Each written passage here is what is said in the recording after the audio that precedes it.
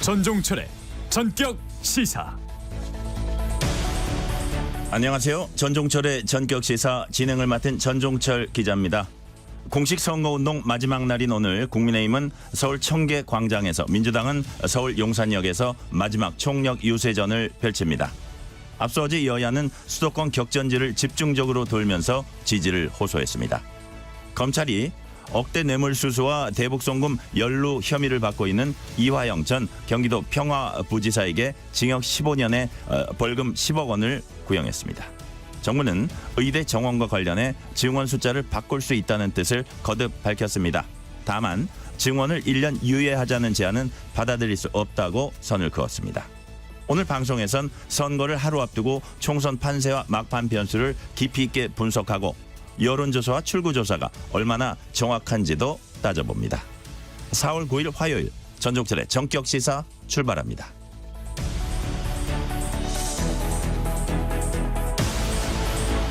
전종철의 전격시사는 유튜브로도 실시간 방송합니다. 문자 참여는 짧은 문자 50원, 긴 문자 100원이 드는 샵9730, 콩 어플은 무료입니다.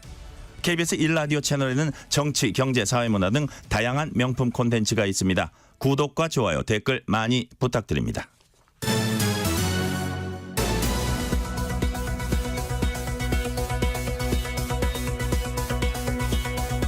뉴스 브리핑 KBS 보도본부 우정아 기자 나와 있습니다.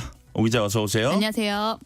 총선이 이제 하루 앞으로 다가왔습니다. 한동훈 국민의힘 비상대책위원장은 어제 수도권 격전지를 돌면서 막판 표심몰이를 했죠? 예, 이 한동훈 위원장은 어제 막판 이 말씀하신 대로 수도권의 격전지 11곳이나 돌면서 지지를 호소를 했습니다. 민주당의 양문석 또 김준혁 후보 문제를 좀 계속 짚으면서 민주당을 심판해 달라고 했습니다.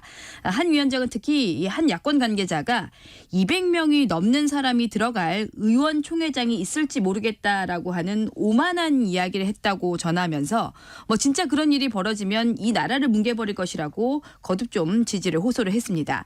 또 범야권이 200석을 넘기면 이 민주당 이재명 대표와 조국혁신당의 조국 대표가 이 셀프 사면을 할 것이라고도 주장을 했습니다. 한동훈 위원장은 오늘 서울 청계광장에서 마지막 총력 유세를 할 예정입니다. 네. 민주당 이재명 대표는 서울과 인천 등 수도권에서 역시 유세 총력을 다했다고요. 네, 이재명 대표도 이 어제 수도권을 돌면서 어제도 이 정권 심판론을 좀 거듭 강조를 했습니다. 대한민국의 역주행을 막기 위해선 주권자인 국민이 경고하고 또 책임을 물어야 한다고 목소리를 높였는데요. 민주당이 과반 의석을 확보할 수 있도록 투표를 독려해달라고 호소를 했습니다. 이재명 대표는 어제도 특히 6번째로 이 민주당 류삼영 후보와 국민의힘 나경원 후보가 맞붙는 이 서울 동작을 이 지역구를 6번째로 찾았습니다. 그만큼 서울 동작을을 이 서울 판세를 볼 수 있는 지역으로 보고 있다는 거겠죠. 이재명 대표는 오늘 대장동 의혹 등 이 재판에 먼저 참석을 하고 저녁에는 이 대통령실이 있는 서울 용산에서 마지막 이 집중 유세를 벌일 예정입니다. 여권은 조국혁신당 조국 대표의 사회연대임금제 도입 공약을 계속 비판하고 있습니다. 구체적으로 어떤 공약입니까? 네, 좀 간단히 먼저 말씀을 드리면 대기업이 이 직원들의 임금을 억제하면 정부가 좀 세제 혜택을 주자는 겁니다. 대기업과 중소기업 간의 임금 격차를 좀 줄이자는 건데 대기업이 임금 인상을 억제를 하면 정부가 개입을 해서 이 세제 혜택을 주겠다는 겁니다. 조국 대표가 지난 4일에 좀 직접 설명을 한 내용인데요. 후폭풍이 좀 계속되고 있습니다. 국민의힘 비례위성정당인 국민의 미래는 사회연대임금제 도입 공약을 사회주의식 공약이다라고 하면서 맹비난하고 있습니다. 이준우 선대위 대변인은 청년과 직장인의 비난이 폭주하고 있다면서 조국 대표는 50억 자산가로 그중에 절반가량이 현금이라고 하는데 부자는 남의 소중한 노동 가치를 함부로 평가하고 마음대로 깎아도 되냐면서 왜 직장인들은 이 임금 삭감을 해야 하는지 납득하기 어렵다라고 비판을 했습니다. 논란이 확산되자 이 조국 혁신당 측이 입장문을 냈는데요. 제도의 취지는 과도한 임금 격차를 줄이자는 것이라고 설명을 했습니다. 그러면서 양극화를 해소를 위해 이 사회연대 임금제를 실현할 예정이라면서 국회 개원 이후에 이 정책위원회를 통해서 구체안을 밝히겠다 이렇게 밝혔습니다. 사전 투표와 관련해서 투표함 보관소의 폐쇄로 화면이 온라인에서 확산되고 있습니다. 일각에서 문제 제기하고 있다는데 무슨 화면이죠? 네, 이 영상은 지난 7일 새벽에 서울 은평구 선관위의 이 우편 투표함 보관소를 촬영한 CCTV 영상입니다. 이 선관위 직원으로 보이는 사람들이 투표지가 든 봉투를 투표함에 집어넣고 잠시 뒤에 투표함을 닫은 뒤에 봉인지를 붙입니다. 이 영상이 좀 온라인에서 빠르게 확산을 하고 있는데요. 뭐 그냥 퍼진 게 아니라 이 불법으로 투표지를 투입하는 식의 부정 선거를 시도한 증거다. 이렇게 이 설명을 달면서 이 화면이 확산이 되고 있습니다. 선관위는 즉각 반박했죠. 네, 선관위는 정상적인 절차였다라고 하면서 바로 반박에 나섰습니다. 영상이 촬영되기 전날에 이 관내 사전 투표지가 담긴 회송용 봉투 19,000여 통을 우체국에서 전달을 받아서 접수를 했고 이걸 이 본투표 당일에 이 개표소에 보내기 전까지 안전하게 좀 보관을 하기 위해서 우편 투표함에 투입하는 작업이 좀 새벽까지 계속됐다는 겁니다. 모든 과정들이 이 정당이 추천한 선관위원들 입회하에 진행이 됐고 또 봉인지를 뜯거나 이 보관소에 들어가는 것 역시 이 엄격한 절차에 따라서 이루어졌다라고 설명을 했습니다. 사실 상식적으로 이 CCTV로 모든 게 좀 촬영이 되고 있는데 뭐 몇 사람이나 좀 버젓이 모여서 사실 부정한 일을 저지른다는 게 말이 안 되는 건데 인터넷에서 좀 이 터무니없는 주장들이 퍼지고 있는 거죠. 그래도 뭐 일각에서는 뭐 진짜 안전한 거 맞냐 이런 의심들이 좀 계속되고 있는데요.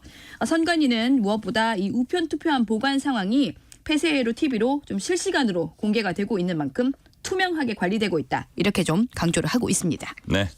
선관위가 재산 축소 신고 의혹을 받는 민주당 양문석 후보를 경찰에 고발했다고요. 네, 중앙선관위는 경기 안산시 상록구 선관위가 지난 5일에 양 후보를 공직선거법상 허위사실 공표 혐의로 경찰에 고발했다고 밝혔습니다. 양 후보는 이 배우자와 공동 명의로 보유한 서울 서초구의 이 잠원동 아파트를 지난 2020년 당시 매입 가격인 31억여 원이 아닌 21억여 원의 가격으로 신고를 한 혐의를 받고 있습니다. 공직선거법에 따라서 후보자는 신고를 할 때 높은 금액을 써내야 합니다. 이 문제의 아파트는 이 양문석 후보의 새마을금고 편법 대출 의혹이 제기된 곳이기도 하죠. 이 사업자 대출금을 사실상 아파트를 매입하는 데 활용해서 문제가 적발이 됐고 새마을금고 측이 결국 이 차주인 양문석 후보 딸을 이 사문서 위조 혐의 등으로 지금 수사기관에 통보를 하기로 한 상태입니다. 네. 정부가 의대 증원과 관련해서 의료계가 통일된 안을 제시하면 증원 숫자를 조정할 수 있다. 이렇게 밝혔죠. 네, 정부가 좀 의료계를 향해서 뭐 거듭 대화를 하자 이렇게 좀 제안을 하고 있는 분위기인데요. 각 대학이 이 모집 요강을 확정하기 전에는 의대 증원 숫자가 바뀔 수도 있음을 좀 시사를 하고 있습니다. 박민수 보건복지부 2차관은 물리적으로 변경이 불가능한 건 아니다 이렇게 좀 직접적으로 밝히기도 했습니다. 정부가 말씀드린 대로 좀 적극적으로 대화에 나서는 모습인데 뭐 그럼에도 불구하고 정부는 뭐 의대 증원을 1년을 유예하자라는 제안은 받아들일 수 없다 이렇게 좀 선을 긋고 있습니다. 뭐 사실 이것도 처음에는 뭐 내부 검토를 하겠다 이렇게 여지를 좀 남겼다가 문제가 좀 커지자 긴급히 뭐 브리핑까지 열어서 검토할 계획이 없다, 유예할 계획이 없다 이렇게 좀 일축을 한 겁니다. 의료계에서도 지금 의견을 하나로 모으는 게 쉽지 않아 보입니다. 무슨 일입니까? 네, 이 당초에 의료계가 이 총선 뒤인 이번 주 목요일 이후에 의협이나 뭐 전공의들이 함께 뭐 합동 기자회견을 열 것이다 이런 말들이 좀 있었는데요. 사실이 아니었습니다. 박단 전공의협의회 비대위원장은 의협이나 뭐 전국 의과대학 교수협의회와 소통을 하고 있는 건 맞지만 합동 브리핑엔 합의한 적이 없다라고 했습니다. 대통령과의 2차 면담설도 부인을 했는데요. 뭐 이런 상황에서 각 대학은 늦어도 좀 다음 달 말까지는 의대 정원이 확정인 내년도 모집 요강을 최종 발표를 해야 하는 상황입니다. 그러니까 정부와 의료계가 지금 증원 숫자를 조정할 수 있는 기간이 뭐 한 달밖에 사실 좀 안 남은 건데요. 올해 이어지는 이번에 이 의정 갈등을 좀 이번에 풀 수가 있을지 좀 지켜봐야 할 것 같습니다. 네. 와퍼 햄버거를 판매하는 버거킹이 와퍼 판매 40주년을 맞아서 와퍼 판매를 종료한다고 했다가 아닌 것으로 밝혀지자 비난을 받고 있습니다. 어떻게 된 일입니까? 네, 이 와퍼 햄버거 뭐 40년 동안 이 판매될 정도로 좀 정말 인기인데요. 사실 저도 이 저녁 때우기 싫을 때 저녁하기 싫을 때 이 와퍼 햄버거로 많이 때웁니다. 그래서 네. 저도 좀 이 뉴스를 봤는데 지금 좀 소동이 일고 있는데 어떤 일이냐면 이 버거킹 측이 당초에 인터넷에 광고를 하기를 와퍼 판매 40주년을 맞아서 오는 14일까지만 이 판매를 하고 와퍼 판매를 종료한다 이렇게 광고를 했습니다. 그래서 좀 누가 봐도 이제 이거 와퍼 안 파는구나 이렇게 좀 받아들였는데요. 그런데 알고 보니까 사실이 아니었습니다. 혹시나 한 소비자들이 개별 매장에 문의를 해보니까 앞으로도 이 계속 와퍼를 판다라고 이 확인을 한 거죠. 자, 그렇다면 본사에선 이 상황 어떻게 설명을 하고 있습니까? 네, 이 와중에 본사는 뭐 어떤 입장도 계속 없다가 홈페이지를 통해서 좀 재공지를 했는데요. 현재 와퍼의 판매를 종료하는 건 맞다. 이렇게 밝혔습니다. 소비자들이 봐선 현재 와퍼라는 좀 표현을 썼기 때문에 그러니까 좀 뭐 새로 바꾸는 걸로 좀 리뉴얼을 하는 걸로 받아들이고 있습니다. 결국 리뉴얼을 하는 걸로 리뉴얼하는 걸 가지고 이 판매 종료한다고까지 광고를 하자 좀 비난이 좀 계속되고 있는데요. 뭐 인터넷에서는 우스갯소리로 버거킹 특검을 하자 이런 소리까지 나오고 있습니다. 버거킹 특검. 네, 버거킹 네네. 특검까지 하다는 소리도 나오는데 일부에서는 뭐 앞서서 그동안 계속 이 와퍼 값을 이 버거킹 측이 계속 올려왔는데 이번에 이걸 계기로 또 한 번 값도 올리는 것 아니냐 이런 의심까지도 하고 있는 상황입니다. 네. 한국 시각 오늘 새벽에 미국에선 달이 태양을 가리는 개기일식이 펼쳐졌습니다. 미국인들이 많은 관심을 가졌다고 해요. 네, 이 멕시코에서 시작해서 캐나다까지 이어졌는데 좀 말 그대로 미국 전역이 좀 들썩였습니다. 이번에는 특히 더 넓은 곳에서 더 오랜 시간 동안 관찰을 할 수 있었기 때문인데요. 공개된 이번 좀 장면을 보면 달이 서서히 태양을 가리기 시작해서 약 80분 뒤에는 태양이 좀 환하게 겉에 고리만 남긴 채 사라졌습니다. 말 그대로 좀 장관이었는데요. 태양이 90%까지만 가려져서 단 완전히 좀 깜깜해지지는 않았습니다. 미국 텍사스에서 일식이 끝날 무렵에 뉴욕에서 이 일식이 시작이 됐는데요. 맨해튼의 타임스 스퀘어를 보면 오후 3시 반쯤에 이 전광판의 불빛들이 환하게 보일 정도로 좀 주변이 좀 어두워졌습니다. 개기일식은 지구상에서 뭐 평균적으로는 1년 반에 한 번씩 벌어지지만 미국에서는 지난 2017년 이후에 약 7년 만의 일이었습니다. 특히 뭐 좀 어떤 미국의 작은 마을은 이 개기일식 명소라고 해서 10,000명 이상이 좀 몰릴 정도였는데 네. 일식으로 인해서 뭐 숙박, 외식 비용 창출 같은 경제적 효과도 이번 일식이 좀 가져다 주기도 했습니다. 네. 다음 개기일식은 20년 후에나 볼 수 있다고 네. 합니다. 뉴스 브리핑 오정화 기자 수고했습니다. 전종철의 전격 시사 듣고 계신 지금 시각 7시 32분입니다. 날씨 정보입니다. 전국 대부분 지역이 건조한 상태입니다. 서울과 일부 경기 내륙, 충북 청주에는 건조특보가 내려져 있고요. 오늘 전국적으로 바람이 많이 붑니다. 화재 예방에 더욱 주의를 기울이셔야겠습니다. 현재 경상권 해안에는 강풍특보가 발효 중으로 오늘 오후까지 매우 강한 바람이 불겠습니다. 이 동풍의 영향을 받는 지역과 그렇지 않은 서쪽은 기온차가 크게 나겠습니다. 서쪽은 오늘 평년 기온을 3, 4도 웃돌면서 따뜻하겠는데요. 서울과 대전 20도의 낮 기온 예상되고 이에 비해 강릉은 11도에 머물겠습니다. 전주 22도 등 9도에서 22도의 낮 기온을 보이겠고요. 오늘 중부는 대체로 맑겠고 남부는 가끔 구름 많이 낀 가운데 전북 동부 지역으로 약간의 비가 저녁에 뿌려질 걸로 보여집니다. 대부분 지역 대기 청정하지만 충남과 전북은 오전에 미세먼지 농도가 치솟을 수 있겠습니다. 또 오늘 오전까지 강원 산지에는 낮은 구름으로 인해 안개가 짙겠고요. 경기 남부와 충남 호남으로도 안개가 끼겠습니다. 지금 서울의 기온은 10.3도, 일교차가 큽니다. 습도는 28%입니다. 날씨 정보였고요. 다음은 이 시각 교통 상황 알아보겠습니다. KBS 교통정보센터의 서휘영 씨입니다. 네, 이 시각 교통정보입니다. 출근 차량들로 정체 구간 자리합니다. 먼저 서울 시내 강변북로 구리 방향 방화대교에서 동작대교까지 정체고요. 동부간선로 성수분기점 쪽 도봉요금소부터는 전 구간에 걸쳐 속도 더딥니다. 고속도로는 수도권 제1순환고속도로 구리에서 판교 쪽, 남양주에서 상해까지 정체고 서안암에서 송파까지 흐름이 답답한데요. 그 사이 송파를 가기 전 지점 사고 나서 갓길에서 처리 중이고 또 일대 1, 2차로에는 고장난 차가 서 있어서 혼잡을 더합니다. 경기 서쪽은 반대 방향이 혼잡합니다. 일산에서 판교 쪽 자유로에서 송내까지 속도 더디고요. 또 자유로 부근 2차로에는 승용차 사고 나서 처리 중입니다. 조심하셔야겠고요.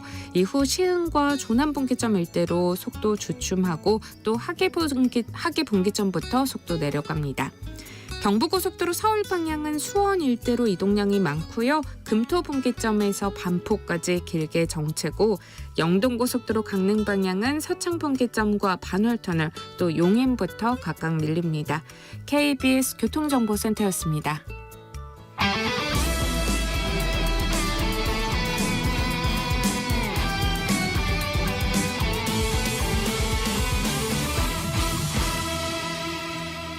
전종철의 전격 시사.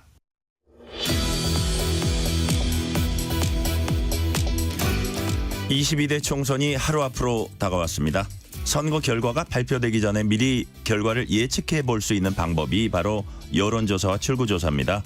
조사는 어떻게 진행되고 둘 사이에 어떤 차이가 있는지, 그리고 조사 결과는 얼마나 정확한지 알아보겠습니다. 김춘석 한국리서치 여론조사 부문장 나와 계십니다. 부문장님 어서 오세요. 네, 안녕하세요. 김춘석입니다. 반갑습니다. 네. 자, 이번 총선을 앞두고도 여러 언론사, 여론조사 기관들이 여론조사 진행했습니다. 그런데 이제 조사 개요를 보면은 전국 성인 남녀 1,000명 혹은 지역구 유권자 500명 이런 규모로 조사하는 경우가 많더라고요. 500명을 조사해도 이렇게 충분한 건가요? 예, 그 여론조사는 뭐 조사 비용, 조사 기간, 조사 방법에 따라서 어떻게 적정하게 하느냐 네. 관건이라고 할 수 있겠는데요. 그 여심이 권고 사항에도 그 선거구 단위에서는 500명, 그다음에 전국 단위에서는 1,000명을 권고합니다. 네. 그러니까 적정하다. 사회과학자들이 봤을 때 이 정도면 그 여론을 확인하는데 뭐 충분하다고 할 수는 없지만 뭐 충분한다는 건 사실 돈도 많이 들고 더 해야 되거든요. 예, 예. 적정한 수준이다 그렇게 말할 수 있겠습니다. 타당한 결과를 도출할 수 있다. 그렇습니다. 자, 여론조사 방법도 다양합니다. ARS 자동 응답 전화 방식으로 조사하는 경우도 있고요. 전화 면접 조사 방식도 있고 또 다른 방식도 있습니다. 그러면 조사 방식에 따라서 신뢰도, 오차 범위 이런 게 달라집니까? 이게 사실은 좀 그 조사 개념들이 좀 어려운 건 있는데요. 예, 예.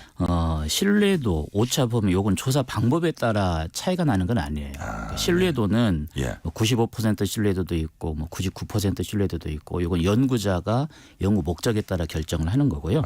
그다음에 오차 범위는 표본수에 따라 결정이 됩니다. 네. 그러니까 말씀하신 ARS 그다음에 전화 면접 조사 이 조사 방법 예, 예. 요거는 사실은 이제 조사 방법에 따라서 응답률이 좀 달라지고 그다음에 또 이제 정치 고관여자가 주로 참여하냐 일반인들이 참여하냐 이런 것들이 좀 달라지는 예, 그런 예. 것들은 있습니다.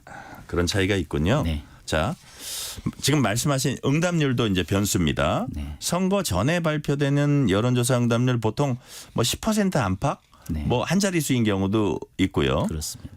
그 정도인데 이게 왜 그러냐면 여론조사에 잘 응하지 않는 계층이 있다고 합니다. 우리가 뭐 샤이 보수다, 샤이 진보다 이렇게 부르기도 하잖아요. 네. 근데 이들의 여론을 반영하기 위한 방법이 좀 있나요? 사실은 응답률이 높다는 거는 그만큼 조사 대상자가 다 참여를 한다는 거잖아요. 네, 네. 응답률을 높이면 샤이가 줄어드는 거겠죠. 네네. 그래서 이제 응답률을 높이는 노력들을 하는데 대표적으로 예컨대 뭐 조사 기간을 3일 한다든지 그러면서 통화 중이거나 거절을 하거나 뭐 이런 사람들에게 재통화를 시도를 해서 반드시 참여하게끔 이제 독려도 좀 하고요. 네. 또 하나는 이제 샤이라는 건 또 참여 안 하는 것도 있지만 참여는 하되 응답을 안 하고 무응답으로 빠지는 사람들도 있는 거잖아요. 아, 예. 그 사람들을 이제 어떻게 이제 좀 그 보정을 하는 예, 그런 예. 두 가지 방법이 있겠어요. 그러니까 응답률도 높이거나 보정을 하는. 보정이라 하면 우리가 판단하는 거 말씀하시는 건가요? 아니면 그 사람으로 하여금 대답하게 만드는 거 말씀하시는 그 건가요? 사람이 무응답을 했지만 예. 실제로 마음은 이걸 거야. 그죠? 예, 그것을 이제 여론조사 통계적으로. 보니까 나중에도 최종 보정도 또 하더라고요. 맞습니다. 그 얘기는 나중에 예, 여쭤볼게요. 예, 그렇습니다. 네. 아, 그러면은 예. 그래서 이제 샤이 진보, 샤이 보수 상황에 따라 있을 수는 있고요. 네. 그것을 줄이고자 하는 최선의 노력이 응답률을 높이는 노력, 네. 그다음에 이제 보정하는 그런 방법이라고 볼 수 보정. 있겠습니다. 그분의 가슴 속에 무슨 생각이 있나도 이렇게 좀 끌어내는 네. 그런 방법이네요. 뭐 100% 정확하다고는 보장할 수 없지만 그럼요. 그렇죠. 네, 사람끼리 하는 거니까. 네. 그렇습니다. 지금 말씀하신 대로 항상 고민되는 부분이 또 오차 범위예요. 네. KBS와 한국리서치가 조사해서 지난 4일 발표한 지역구 후보 조사 경우에 표본 오차가 95% 신뢰 수준에서 플러스 마이너스 4.4% 포인트였습니다. 네. 그렇다면 이제 두 후보 간 격차가 8% 포인트여도 이건 누가 앞선다고 얘기할 수 없는 거잖아요. 그렇습니다. 요 95% 신뢰 수준의 4.4% 포인트 요걸 좀 이해할 필요가 있는데요. 네. 어느 후보가 만약에 40%의 지지를 받았다. 그러면 플러스 4, 네. 44%, 마이너스 4, 36%. 이 8% 구간에 100번을 조사하면 95번은 이 구간에 들어올 거다. 그런 의미예요. 그런 뜻이군요. 그러면 40% 득표를 하더라도 36%가 될 수도 있고 44%가 될 수 있고 두 8% 결과는 표본을 뽑는 데서 발생할 수 있는 오차이기 때문에 실제 차이인지는 알 수가 없다. 그러니까 그거는 뭐 오차 범위 내에서 5% 앞서고 있다. 이건 틀린 표현이네요. 표현입니다. 그냥 오차 범위 내에 있는 네, 거네요. 있다. 그러면 이건 누가 앞섰다고 말할 수가 없다. 표본을 추출하는 과정에 생길 수 있는 오차이기 때문에. 그런 그렇군요. 의미입니다. 네. 네. 자, 그러니까 우리가 이제 여론조사 볼 때 둘이 8.8%가 이제 안에 들어와 있어야 되는데 뭐 7% 차이 난다 이러면은 그거는 모르는 거네요. 그야말로. 그렇습니다. 그건 뭐 거의 유사하다고 봐야 돼요. 유사하다고 봐야 되네요. 네. 다른 조사하면 어떻게 뒤집힐지 모르는. 그렇습니다. 네. 자, 그러면 지금부터 선거 당일 투표 종료와 함께 발표된 출구조사 얘기 좀 여쭤볼게요. 우선 22대 총선에서 뽑는 지역구 의원이 254석입니다. 254. 그런데 이런 254개 지역구 모두 출구조사 진행을 하십니까? 네, 다 합니다. 아, 예. 이게 그 지금 비용이 만만치 않겠네요. 2010년부터 지금의 그 총선 출구조사 형식 네. 모든 선거구를 다 그다음에 방송 3사가 하는 이 형식이 2010년부터 진행이 되어 왔고 올해도 유사한 방식으로 예. 254개 선거구를 다 출구조사를 합니다. 제가 옛날에 정치부 데스크 할 때 아마 제 기억이 맞다면 막 20억씩 들었던 것 같아요. 돈 얘기해서 죄송합니다. 더 듭니다 지금. 더 들죠. 아니 그래서 3개 방송 3사가 막 3분의 1로 나눠서 하고 그랬는데 지금도 그럴 것 같아요. 맞습니다. 그죠? 네. 예. 자, 그럼 투표 마치고 나오시다가 출국 조사에 응해 보신 분들 많으실 텐데요. 어떤 방식으로 한 몇 명 정도씩 이렇게 조사를 하게 됩니까? 통상적으로? 예. 통상 지금 한 선거구에 한 55개 정도 평균 투표소가 있거든요. 네. 그중에 랜덤하게 7개나 8개 투표소를 뽑습니다. 그리고 해당 투표소에서 투표하고 나오는 사람들 매 5번째 사람을 대상으로 조사를 합니다. 네네. 그래서 그 조사하는 사람들이 어떤 뭐 생각이나 의도나 이런 게 들어가지 않고 체계적으로 뽑는 거죠. 그렇게 되면 한 개 투표소에 대개 한 3,000명 내외, 적으면 1,000명 내외가 뽑히고요. 전국에 그러면 지금 한 14,000여 개 전체 투표소가 있는데 그중에 한 2,000개 지금 투표소로 나가서 하거든요. 그럼 총 표본 수는 투표율에 따라 좀 다릅니다만 한 40만 명에서 50만 명 정도. 그러니까 정확하게 나오는군요. 그렇습니다. 전국까지는 그렇고요. 그렇지만 개별 선거구 단위는 또 표본 수가 또 차이가 날 수도 있는 거예요? 예, 오차가 있을 수는 있죠. 네네. 자, 이번 총선 사전 투표율이 이제 30% 넘겼습니다. 사전 투표도 어떻게 출구조사 진행합니까? 사실은 선거법상 사전 투표는 그 출구조사를 못 하게 돼 있습니다. 아, 그렇습니까? 그런데 어쨌든 사전 투표자와 본 투표자의 그 선거 결과가 좀 다르다는 건 이전 선거에서 확인이 된 거잖아요. 네네. 그렇기 때문에 사전 투표자도 저희가 전화 조사를 통해서 사전 투표자의 그 투표 결과를 확인을 하고요. 그래서 본 투표자의 출구조사와 두 개를 합쳐서 선거구 최종 그 의측지를 산출을 합니다. 네. 자, 국내에서 벌어지는 사전 투표뿐 아니라 재외 국민 투표도 있죠. 네, 그렇습니다. 재외 국민 투표의 경우에 이제 출구 조사가 거기까지 가서 하기가 기술적으로 이제 거의 어려울 것 같고요. 네. 전화 여론 조사 등으로 그분들 표심 조사하기도 훨씬 더 어려울 것 같아요. 이 부분은 그냥 포기하는 겁니까? 그렇습니다. 사실은 지금 재외국민 유권자가 한 197만 된다고요. 네네. 그 중에 이번에 이제 그 투표한 분들이 한 9만 명 조금 넘더라고요. 네네. 우리 이번에 총 유권자가 4,426만 명 정도 됩니다. 이걸 만약에 투표율을 70%로 생각하면 3천만 명 되거든요. 예. 그 중에 9만 명을 비율로 보니까 0.03%예요. 그러니까 사실은 거기까지 하기에는 우리가 그렇습니다. 예. 그래서 사실은 그쪽은 조사를 않더라도 예측하는 데는 큰 무리는 없습니다. 그러네요. 자, 이제 가끔 컴플레인하는 분들이 있어요. 출구조사가 정확하지 않다. 네. 제가 보기에는 대부분 정확했던 것 같은데 여튼 그렇게 비판하는 분들이 있습니다. 근데 과거 대통령 선거 경우 상당히 정확했던 것 같고요. 그 우선 그 대통령 선거의 경우 과거 출구조사 결과가 실제 투표 결과와 어느 정도 차이가 났었습니까? 가장 최근의 거를 예를 들면 가장 최근에가 이제 지난 네. 2022년 네네. 대선인데 0.7% 포인트 차이 났죠. 예, 거의 놀랍다 하는 정도고요. 예. 사실은 대선 투표 출구조사를 2002년부터 했는데 예. 5번 한 거죠. 예. 당선자는 한 번도 틀리지 않았고요. 예. 오차가 가장 컸을 때가 뭐 한 3% 내외였어요. 오. 그러니까 뭐 대선은 틀리지 않는다 이렇게 예. 봐도 될 것 같습니다. 뭐 총선은 그럼 좀 다릅니까? 총선은 지난 총선 때 253개 선거구, 올해는 예. 254개 선거구입니다만 예. 지난 총선은 253개 선거구였는데 예. 14개 선거구를 틀렸어요. 예. 그런데 253개 중에 14개. 그럼 뭐 그런데 240개는 맞은 거네요. 그렇죠. 239개. 그다음에 또 14개도 예. 통계적으로 보면 예. 그 조사회사가 오차가 좀 크게 틀리면 방송사에 페널티를 내거든요. 예. 14개 틀렸는데 페널티를 하나도 지불 안 했어요. 그만큼 오차 범위 내에서 당선자가 틀린 거예요. 아, 그럼 어떻게 엄밀히 보면 꼭 틀렸다고 보기도 뭐한 거네요. 그렇습니다. 그 9개인가요? 그 14개. 14개도. 그러니까 사실은 지금 전문가들은 예. 우리나라 그 출구조사의 수준은 세계 최고라고 합니다. 아, 그렇습니까? 네, 그렇습니다. 근데 아까 제가 잠시 보정 얘기하셨잖아요. 네네. 여론조사할 때도 보정 얘기하셨는데 제가 이제 꽤 오래전인데 한 10몇 년 전이었던 것 같아요. 이렇게 여론조사 기관 같이 하는 거 옆에서 보니까 마지막에 보정을 하더구만요. 그렇습니다. 근데 옆에서 보기엔 그렇게 과학적으로 보이진 않았어요. 제가 보기에는. 그 아주 뛰어난 통계학자들 이런 분들 여론조사 기관 분들이 모여가지고 네.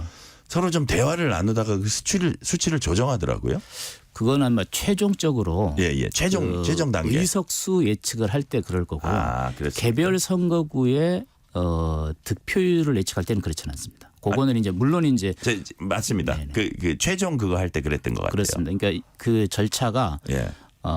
조사회사 3사가 3개 방송사에 동일한 수치를 제공을 합니다. 그런데 방송 3사의 최종 의석수 예측이 다르죠. 네네. 그거는 방송사마다 나름의 이제 예측 자기네 모집들이 분석이 있기 있는 때문에 거죠. 예. 그거는 이제 판단의 영역이고요.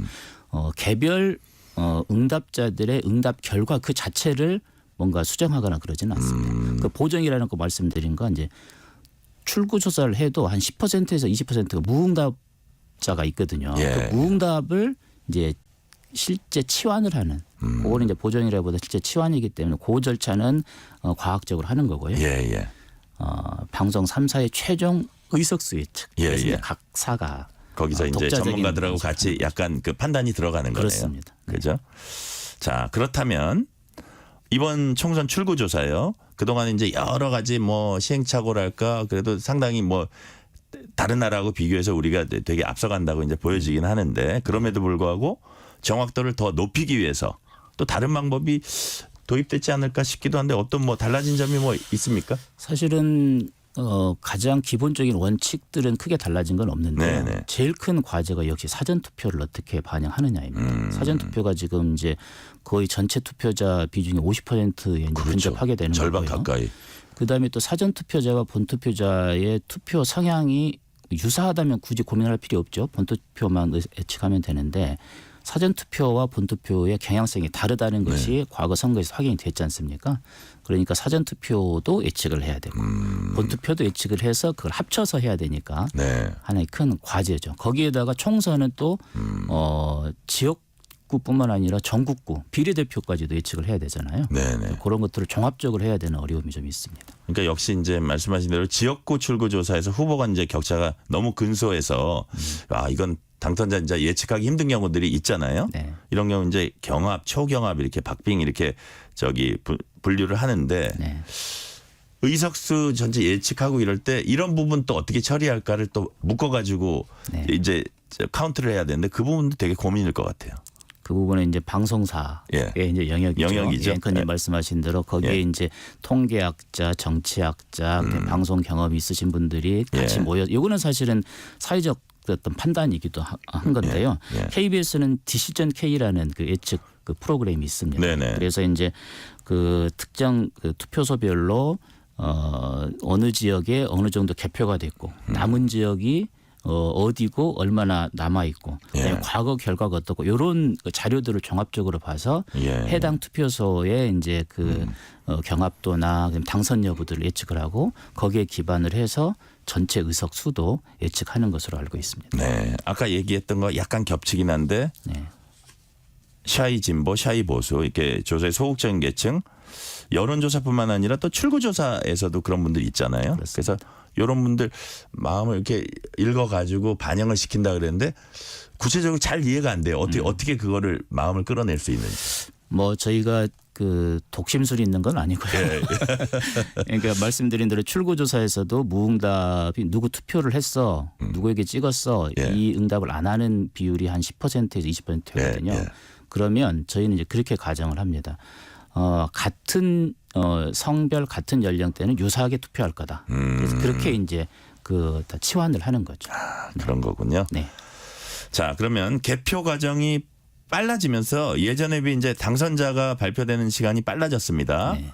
요번엔 또 어떨지 모르겠어요. 그 전에 아주 빨라졌었는데. 그래서 굳이 꼭 출구조사를 해야 하냐. 이게 반문하시는 분들도 있을 텐데 이거는 여론조사 기관 입장에서 되게 기분 나쁠 것 같아요. 이 수입하고도 연관이 되는데 출구조사가 중요한 이유 무엇일까요? 맞습니다. 사실은 뭐 전자개표를 하면서 예, 빠른 예. 데는 뭐 한 3시간 정도 만에 확인이 되기도 하고 한 6시간 지나면 대부분의 그 선거구에서 당선자를 확인해 볼 수 있지 않겠습니까? 예. 그래도 왜 출구조사가 필요한가? 사실은 뭐 가장 원론적으로 시청자, 유권자들 알 권리죠. 아주 물론 시간은 짧지만 그 예. 시간에 초집중해서 궁금해하는 점들이 있는 거고요. 또 하나는 보다 근본적으로는 유권자가 누가 어떻게 왜 투표했는지를 알 수 있는 네. 그 유일한 조사이거든요. 예. 그건 사후 분석을 위해서 예. 아주 필요한 그런 조사고요. 뭐 또 정책 해외- 기반자들도 참고하면 좋겠네요. 그렇습니다. 예. 그래서 학자들이나 그 정책 기반자들이 사후적으로 많이 참조를 합니다. 또 하나 해외에서는 우리는 좀 덜한데 해외에서는 그 선거 끝나고 조작이나 네. 이런 경우들이 꽤 있는 거죠. 그것을 사전에 사전 투표를 확인을 하면서 네. 본 그 결과를 비교해주는 그런 또 의미도 있긴 합니다. 네. 우리는 뭐 그 정도는 아니긴 합니다만 어떤 그런 여러 가지 이유 때문에 전 세계적으로 출구조사가 지금도 시행이 되고 있다고 봐야 될 것 같습니다. 예. 시간 한 1분 정도 남았는데요. 내일 출구조사도 이제 투표 종료 시점인 오후 6시에 이제 발표가 되는 거죠. 네. 어떤 점을 이제 시청자, 청취자들이 이렇게 유의해서 봐야 될까요? 어쨌든 지역구 뭐 전체 결과 비례대표 전체 결과를 보면서 야 민심이 이랬구나 그런 네. 것들 확인해 볼 수 있겠고요. 또 하나는 조사적 관점에서는 지역구의 당선 여부는 아까 말씀드린 한 15개의 선거구 내외는 다를 수도 있다. 그런데 이게 이제 전수조사가 아니고 표본조사이니까 그럴 수도 있다라는 좀 더 열린 마음으로 봐주셨으면 좋겠습니다. 그러니까 결과를 볼 때 그게 뭐 절대적인 건 아니다. 네. 그렇지만 대체적으로 우리의 수준은 상당히 앞서가고 있다. 정확하다. 그렇습니다. 자, 그럼 오늘은 여기까지 듣겠습니다. 김춘석 한국리서치 여론조사 부문장이었습니다. 부문장님 감사합니다. 네, 감사합니다. 전종철의 전격 시사 1부 순서 여기서 마치고 이어서 2부가 이어집니다.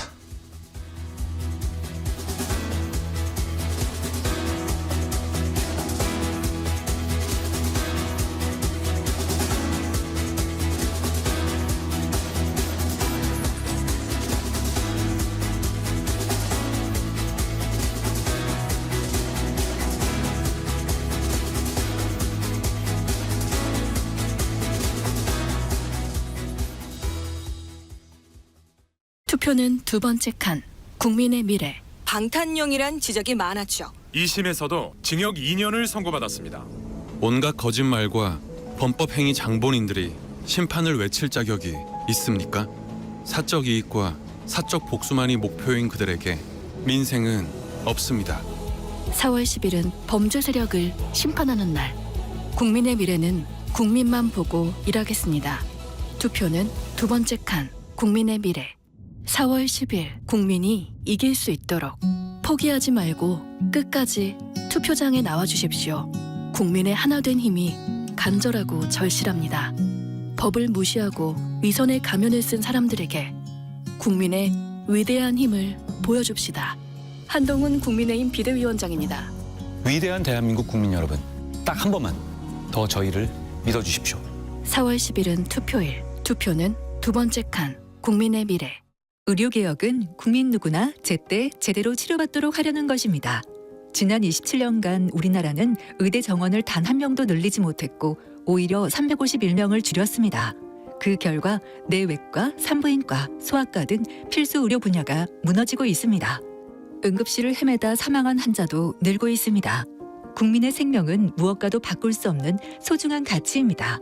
정부는 의사 증원뿐 아니라 힘들고 어려운 진료에 더 보상하고 지역 의료를 살리는 데 충분한 예산을 투입하겠습니다.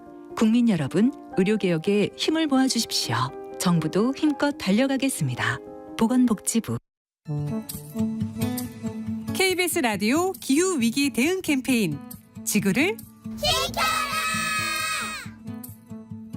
네, 안녕하세요. 저는 지구 닦는 사람들 와이퍼스의 김희주 활동가라고 합니다. 저는 쓰레기산 다큐멘터리를 보며 일상 속 쓰레기 문제의 심각성을 깨달았는데요. 그 후에 제로웨이스트 생활을 시작하면서 환경에 관심 있는 분들과 함께 활동하고 싶어 와이퍼스에서 활동을 시작하게 되었습니다.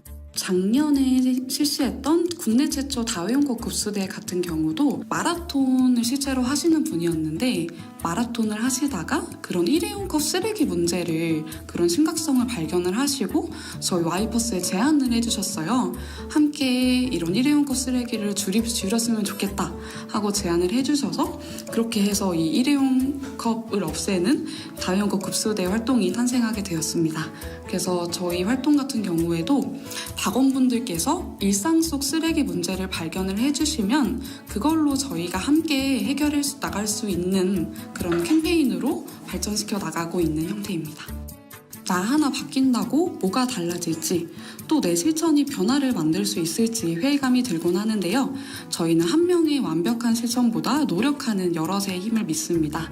텀블러 사용 등 일상 속에서 할 수 있는 작은 실천부터 해보시는 걸 추천드리고요. 환경을 위한 첫 실천에 어려움을 느끼거나 환경 활동을 하며 지치실 때 언제든 와이퍼스의 문을 두드려 낙원이 되어주세요. 감사합니다. 뜨거워지고 있는 지구. 지금 우리의 문제입니다. KBS 라디오 기후위기 대응 캠페인 지구를 지켜라 였습니다.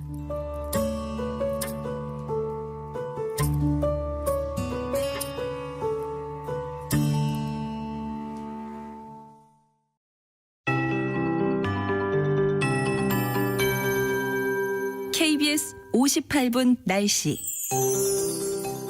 전국 대부분 지방에 바람이 강하게 불겠습니다. 현재 경상권 해안에는 강풍특보가 내려져 있습니다. 전국 대부분 지방이 건조한 상태인데요.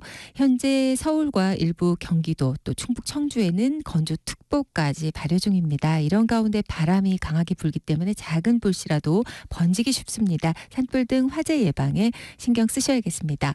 오늘 고기압 영향권 내에서 전국이 대체로 맑겠고 여전히 일교차가 크겠습니다. 다만 기온 격차가 동서로 크게 나겠습니다. 동풍의 영향을 받으면서 동쪽 지역은 기온이 10도에서 15도 안팎에 머물며 선선하겠습니다. 서울 대전은 20도로 따뜻하겠고요. 전주 22도, 강릉은 이에 비해서 기온이 낮아서 11도에 머물겠습니다. 9도에서 22도 분포고요. 오늘 영동과 남부에는 가끔 높은 구름이 지나면서 전북 동부 지역으로는 저녁에 약간의 비가 뿌려지겠습니다. 오늘 대부분 지역 대기가 청정하지만 충남과 전북은 오전 한때 미세먼지 농도가 나쁨 단계로 치솟을 수 있겠습니다. 오늘 남해와 동해상의 물결이 대부분 높게 일 것으로 보이고요. 당분간 서해상의 안개가 짙다는 것 염두에 두시기 바랍니다.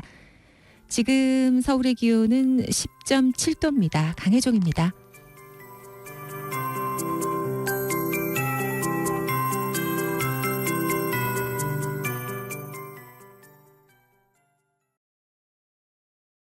정성을 다하는 국민의 방송 KBS가 8시를 알려드립니다. AM 711kHz, FM 97.3MHz, KBS 1라디오입니다. HLKA.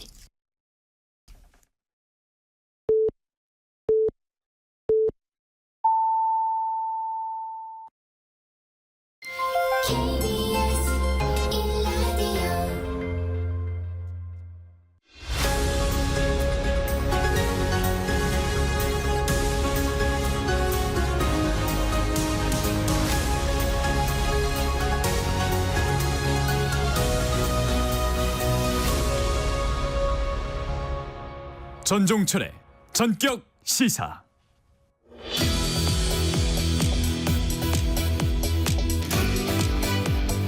총선이 내일입니다. 선거일을 하루 앞둔 지금 막판 변수는 뭘까요? 그리고 결국 누가 몇 석이나 얻어서 이길까요?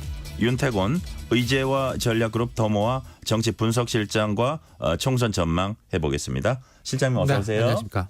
오랜만에 반갑습니다. 네, 오랜만입니다.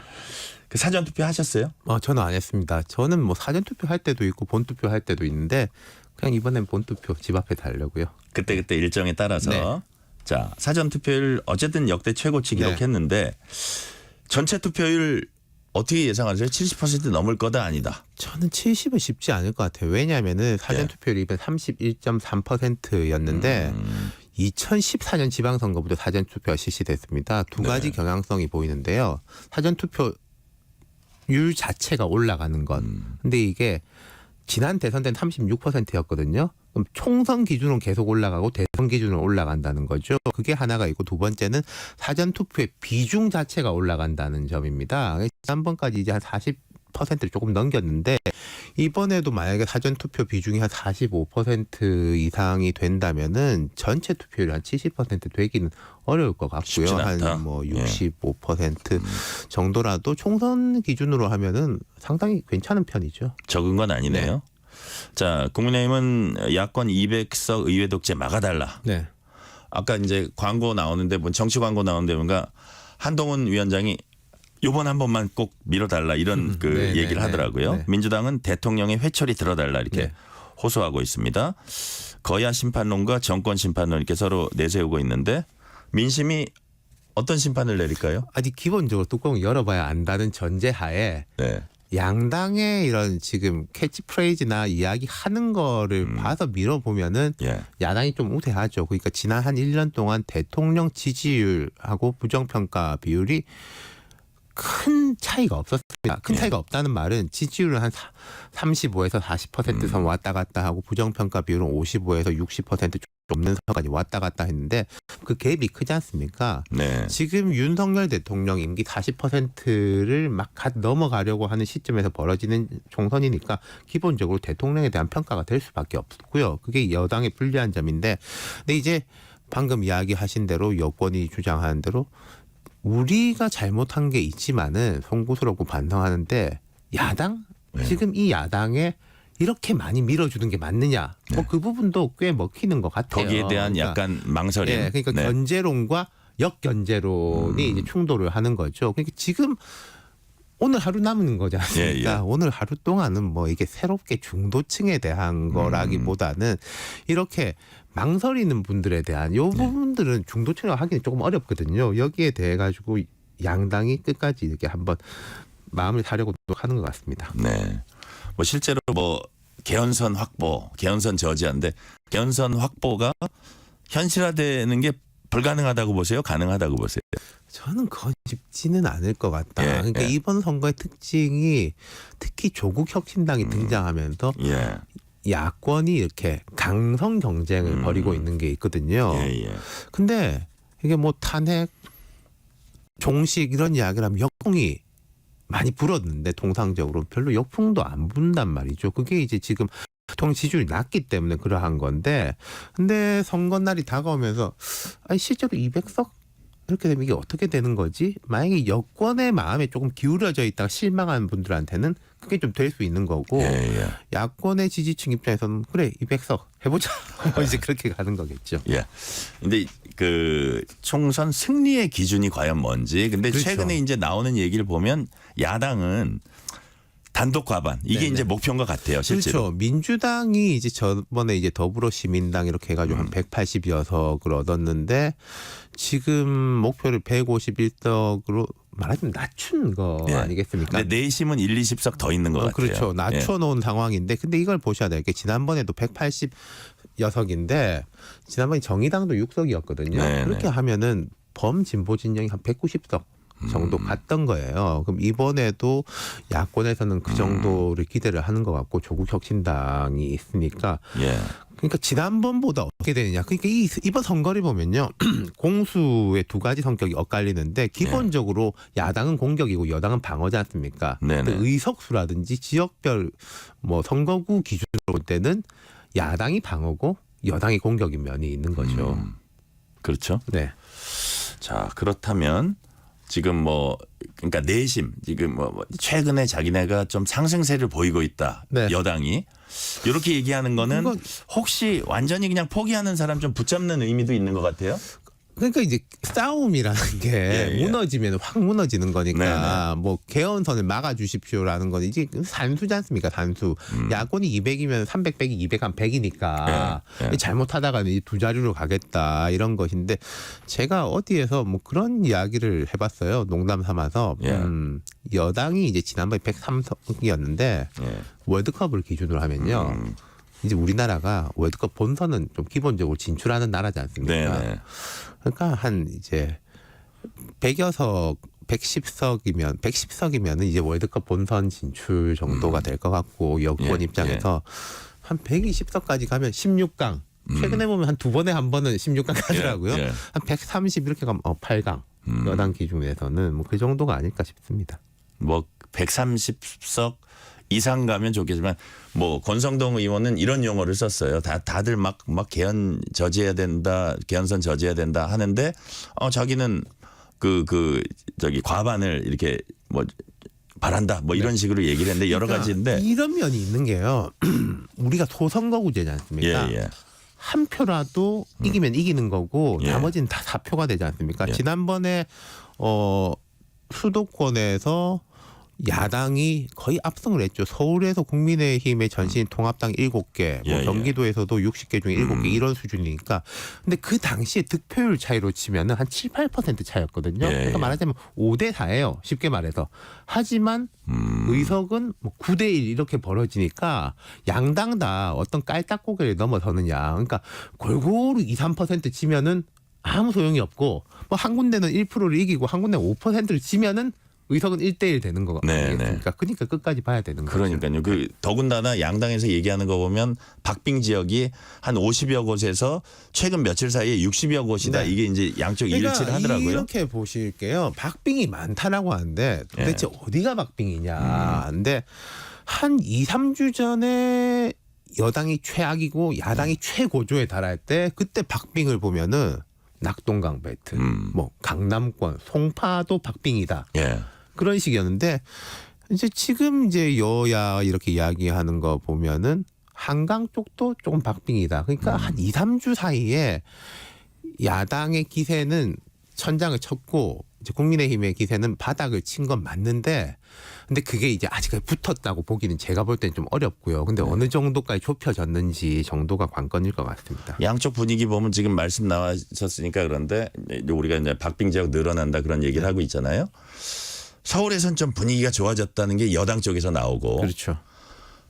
부산 경남의 우세 지역이 위험하다가 또 이제 그 여당 그렇죠. 쪽에서 또 나와요. 네. 그래서 이제 야당은 부산 경남에서 몇 개를 자기네가 본래는 생각 못했던 데서 먹을 수 있겠다. 뭐 이게 약간 그러니까 여당이 대비돼요. 분위기가 좋을 때는 와 이번은 한강 전선이다, 한강 싸움이다 그랬지 않습니까? 그 이야기는 낙동강은 기본으로 이겨놓고 한강에 싸운다는 건데 그렇죠. 지금 야당이 분위기가 좋을 때는 낙동강 싸움이다 이러지 않습니까? 그 뜻은 또 한강은 우리가 기본으로 이겨놓고 낙동강에 싸우고 있다는데 지금 혼전양상이네요. 지금 막판 분위기는 한강 낙동강 다 싸우는 것 같아요. 혼전 양상이네요. 자, 그 마지막까지 좀 마음을 안 열고 있다가 아이고 그냥 투표 포기해버릴까 아니면은 그래도 가서 할까? 이걸 우리가 2030 세대들 많이 얘기를 네, 합니다. 그러니까 어떻게 보면은 뭐 이제 무투표층일 수도 있고 무당층일 수도 있고 좀 이념에 좌우되지 않고 2030 세대가 마지막에 그래도 해야겠다 싶은 건 어떤 변수에 움직일까요? 근데 20대는 투표율이 좀 많이 낮을 것 같아요. 네. 30대는 조금 다를 것 같은데 30대는 뭐 부동산이라든지 뭐 이런 민생 문제가 좀 직결되는 게 있으니까 20대는 지난 대선 같은 경우는 좀 상당히 높았습니다. 다른 선거에 비해서 물론 다른 연령대에 비해서는 20대 투표율이 낮은데 다른 선거에 비해서는 20대가 높은 게 참 역설적인 게 지난 대선 때 젠더 갈등이 극심했었거든요. 여성들은 민주당 쪽으로 몰리고 남성들은 국민의힘 쪽으로 몰려가지고 동반 투표율 상승 효과가 좀 있었는데 이번에는 젠더 갈등이 그때보다 약한 것 같고 근데 이게 약하다는 게 문제가 해결됐다기보다는 여야가 별로 이런 부분에 소구력이 없으니까 예컨대 국민의힘은 지난번에 이준석이라는 그 남성의 상징성이 있었고 민주당은 그 기억하시겠지만 박지원 전 비대위원장이라고 이제 성폭력 문제에 대해서 강력한 이슈를 제기했던 그 상징성이 있었는데 둘 다 나갔잖아요. 그러니까 그게 약간 20대 입장에서는 좀 힘이 빠지는 게 있으니까 뭐 특별히 다 마음에 안 드는데 어디에다 손을 들어주기가 쉽지 않다. 그런 상황으로 보이는 것 같습니다. 그래서 또 뭐 최근에 보면은 그 뭐 김준혁 후보 이슈라든지 그 이슈가 이화여대하고 연결돼서 어제까지도 뭐 계속되고 있던데 그런 부분이 투표를 좀 낮추는 쪽으로 작용할 것 같습니다. 오히려 참여해가지고 반대편을 응징하는 게 아니라 그렇죠. 그런 것들이 오히려 뭐라 그럴까 감정적으로 아유 이런데 내가 발을 담그냐 뭐 이런 느낌을 가질 수 있다 이거죠. 그리고 또 제3 세력이라는 쪽도 약하지 않습니까? 과거에는 특히 20대 여성들이 진보 진영의 제3 세력에 대해서도 좀 꽤 많이 갔어요. 그래서 이제 여성 후보들도 많이 등장하고 그랬는데 이번에는 그렇게도 안 보이고 조국 혁신당이 지금 기세를 많이 올립니다만은 조국 혁신당은 우리가 전통적으로 생각하는 제3지대의 의미는 아니지 않습니까? 우리가 더 강한 야당이다라고 하는 거니까 한 뭐 2.1지대? 제가 붙인 이름입니다만 그 정도니까요. 자. 지금 많이 우리가 지난 한 1, 2주 동안 회자됐던 크게 보면 이제 세 가지 변수라고 보는데 막말 논란, 약간 부동산 문제, 그다음에 그 의정 갈등. 요걸 이제 제가 각각 한번 질문을 드려볼게요. 자, 막말 논란 그 민주당 김준혁 후보가 사실 거의 하루가 멀다 하고 과거 발언들이 소환되고 있고 근데 뭐 야권에서는 또 언론 탓도 좀 하더라고요. 근데 어쨌든 언론은 그런 걸 또 하는 사람들입니다. 근데 사퇴 요구하는 측도 많아요. 뭐 이화여대, 군 예비역, 심지어 유치원, 뭐 퇴계 이황까지. 근데 민주당은 별 영향이 없다고 해요. 실제로 그럴까요? 영향이 없지 않겠죠. 있는데 이 정도면은 감당할 만하다라는 게 이제 민주당의 판단인 것 같아요. 이제 되게 흥미로운 게 이번 선거를 보면 과거에 통상적으로 이런 도덕성 이슈는 조금 보수 진영에서 많이 터졌죠. 보수 진영의 논리가 뭐 손에 흙도 묻고 때도 묻었지만은 우리가 일은 잘하지 않냐라는 걸로 또 이게 뭐 먹히는 지점도 있고 또 그래서 더 욕을 먹는 지점도 있는데 이번 선거를 보면은 주로 좀 진보 진영에서 더 도드라지는 게 있어요. 근데 이 진보 진영의 논리가 그때랑 보수 진영의 논리를 이렇게 뒤집어 놓은 거죠. 손에 흙도 묻고 때도 묻었는데 정권 심판은 우리가 잘한다. 이 윤석열 정부 뭐 한동훈 검찰 독재는 우리가 잘 때릴 수 있다라는 거를 해서 그러니까 민주당 입장에서는 그런 논리가 먹힌다. 정권 심판 정서가 워낙 강하기 때문에 먹힌다. 뭐 그런 면이 일정히 있을 겁니다만은 분명히 이게 중도층이라든지 이쪽에서는 좋지 않고 그리고 하나 더를 보자면은 국민의힘의 조금 연성 지지자, 보수층의 연성 지지자인데 뭐 이런저런 이유로 이 정부에 실망해가지고 투표 안 해야 되겠다라고 생각한 분들이 저걸 보고 투표하자. 예컨대 과거 예를 들면은요. 2004년 뭐 기억하실 텐데 이제 기자 오래 하셨으니까 제 선배님인데 17대 총선에서 탄핵 역풍이 불어가지고 당시에 열린우리당도 실제 한 170, 180 이런 이야기를 하고 당시 한나라당 지지층들이 투표장에 갈 엄두를 잘 못 냈거든요. 맞았어요. 맞습니다. 당시에 이제 그 정동영 17대 당의장이 국회 말씀하시는 거죠? 2004년에 정동영 당의장이 이른바 노인 폄하 발언 60대 이상인 분들은 쉬셔도 된다. 맞아요. 그게 어떻게 보면 조금 와전된 부분도 있고 본 뜻이 그게 이제 뭐 청년층이 많이 나가야 된다 뭐 그런 부분도 있던데 그게 어떤 작용을 했냐면은 보수 유권자들한테 명분 혹은 핑계를 준 거죠. 투표장에 갈. 네, 내가 한나라당이 좋아하는 게 아니라 저거 미워가지고 심판하러 가야 되겠다라는 식의 명분을 줬거든요. 그런 효과는 분명히 있을 거예요. 아, 그렇군요. 자, 양문석 후보. 이제 그 부동산 문제 민감합니다. 이 두 가지가 합쳐지면은 제 생각에는 조금 영향이 있을 것 같아요. 그렇죠. 그 영향에 대해 가지고 지금 제가 흥미롭게 보는 게 이런 지점인데 민주당이 얼마 전까지는 김준혁, 양문석 두 사람에 대해 가지고 거리를 두고 뭐 각자가 알아서 할 바다. 지역구 주민들이 심판해 주실 거다. 이건 이제 우리가 해석을 해보면은 손해를 보더라도 최소화하겠다. 거기 이제 부천, 수원 지역구 주민들의 심판으로 좁혀놨단 말이에요. 근데 한 엊그제부터 보면은 양문석 후보에 대해 가지고는 금감원이 이제 정치에 개입해 가지고 뭐 이렇게 급하게 조사 수사 결과를 중간에 발표도 하고 막 이렇게 한다.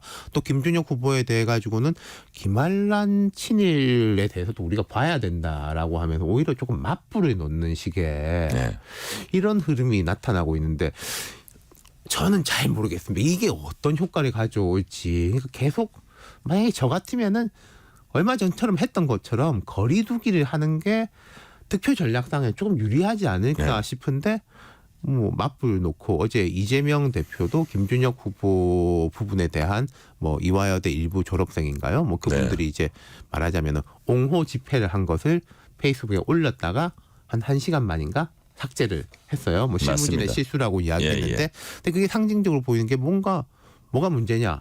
저쪽이 더 문제다라는 식으로 밀어붙이려는 조짐도 조금 보여요. 그래서 어떻게 또 약간 의심 혹은 관측하는 분들도 있냐면 이게 정말 수도권 판세에 영향을 안 미쳐서 그런지 아니면 워낙 앞서가고 있으니까 저 정도는 자신 있어서 그런지 아니면 워낙 이분들 양문석 후보 이런 분들이 나중에 이재명 대표를 든든히 옆에서 지켜줄 사람이어서 선뜻 내키지 않는지. 제가 이거는 정말 하나만 한 말씀인데 내일 답이 나온다고 밖에 볼 수가 없어요. 지금 이제 우리가 깜깜이 기간이지만은 발표를 안 해서 그렇지 여론조사는 계속 돌아가고 있지 않습니까? 그러니까요. 그리고 사전 투표한 분들에 대해 가지고 표심을 이제 알아내는 작업들이 지금 이 시간에도 진행되고 있는데 그러니까 그건 뭐 내일 나올 수밖에 저희가 없을 이제 것 같아요. 추측할 뿐이죠. 예.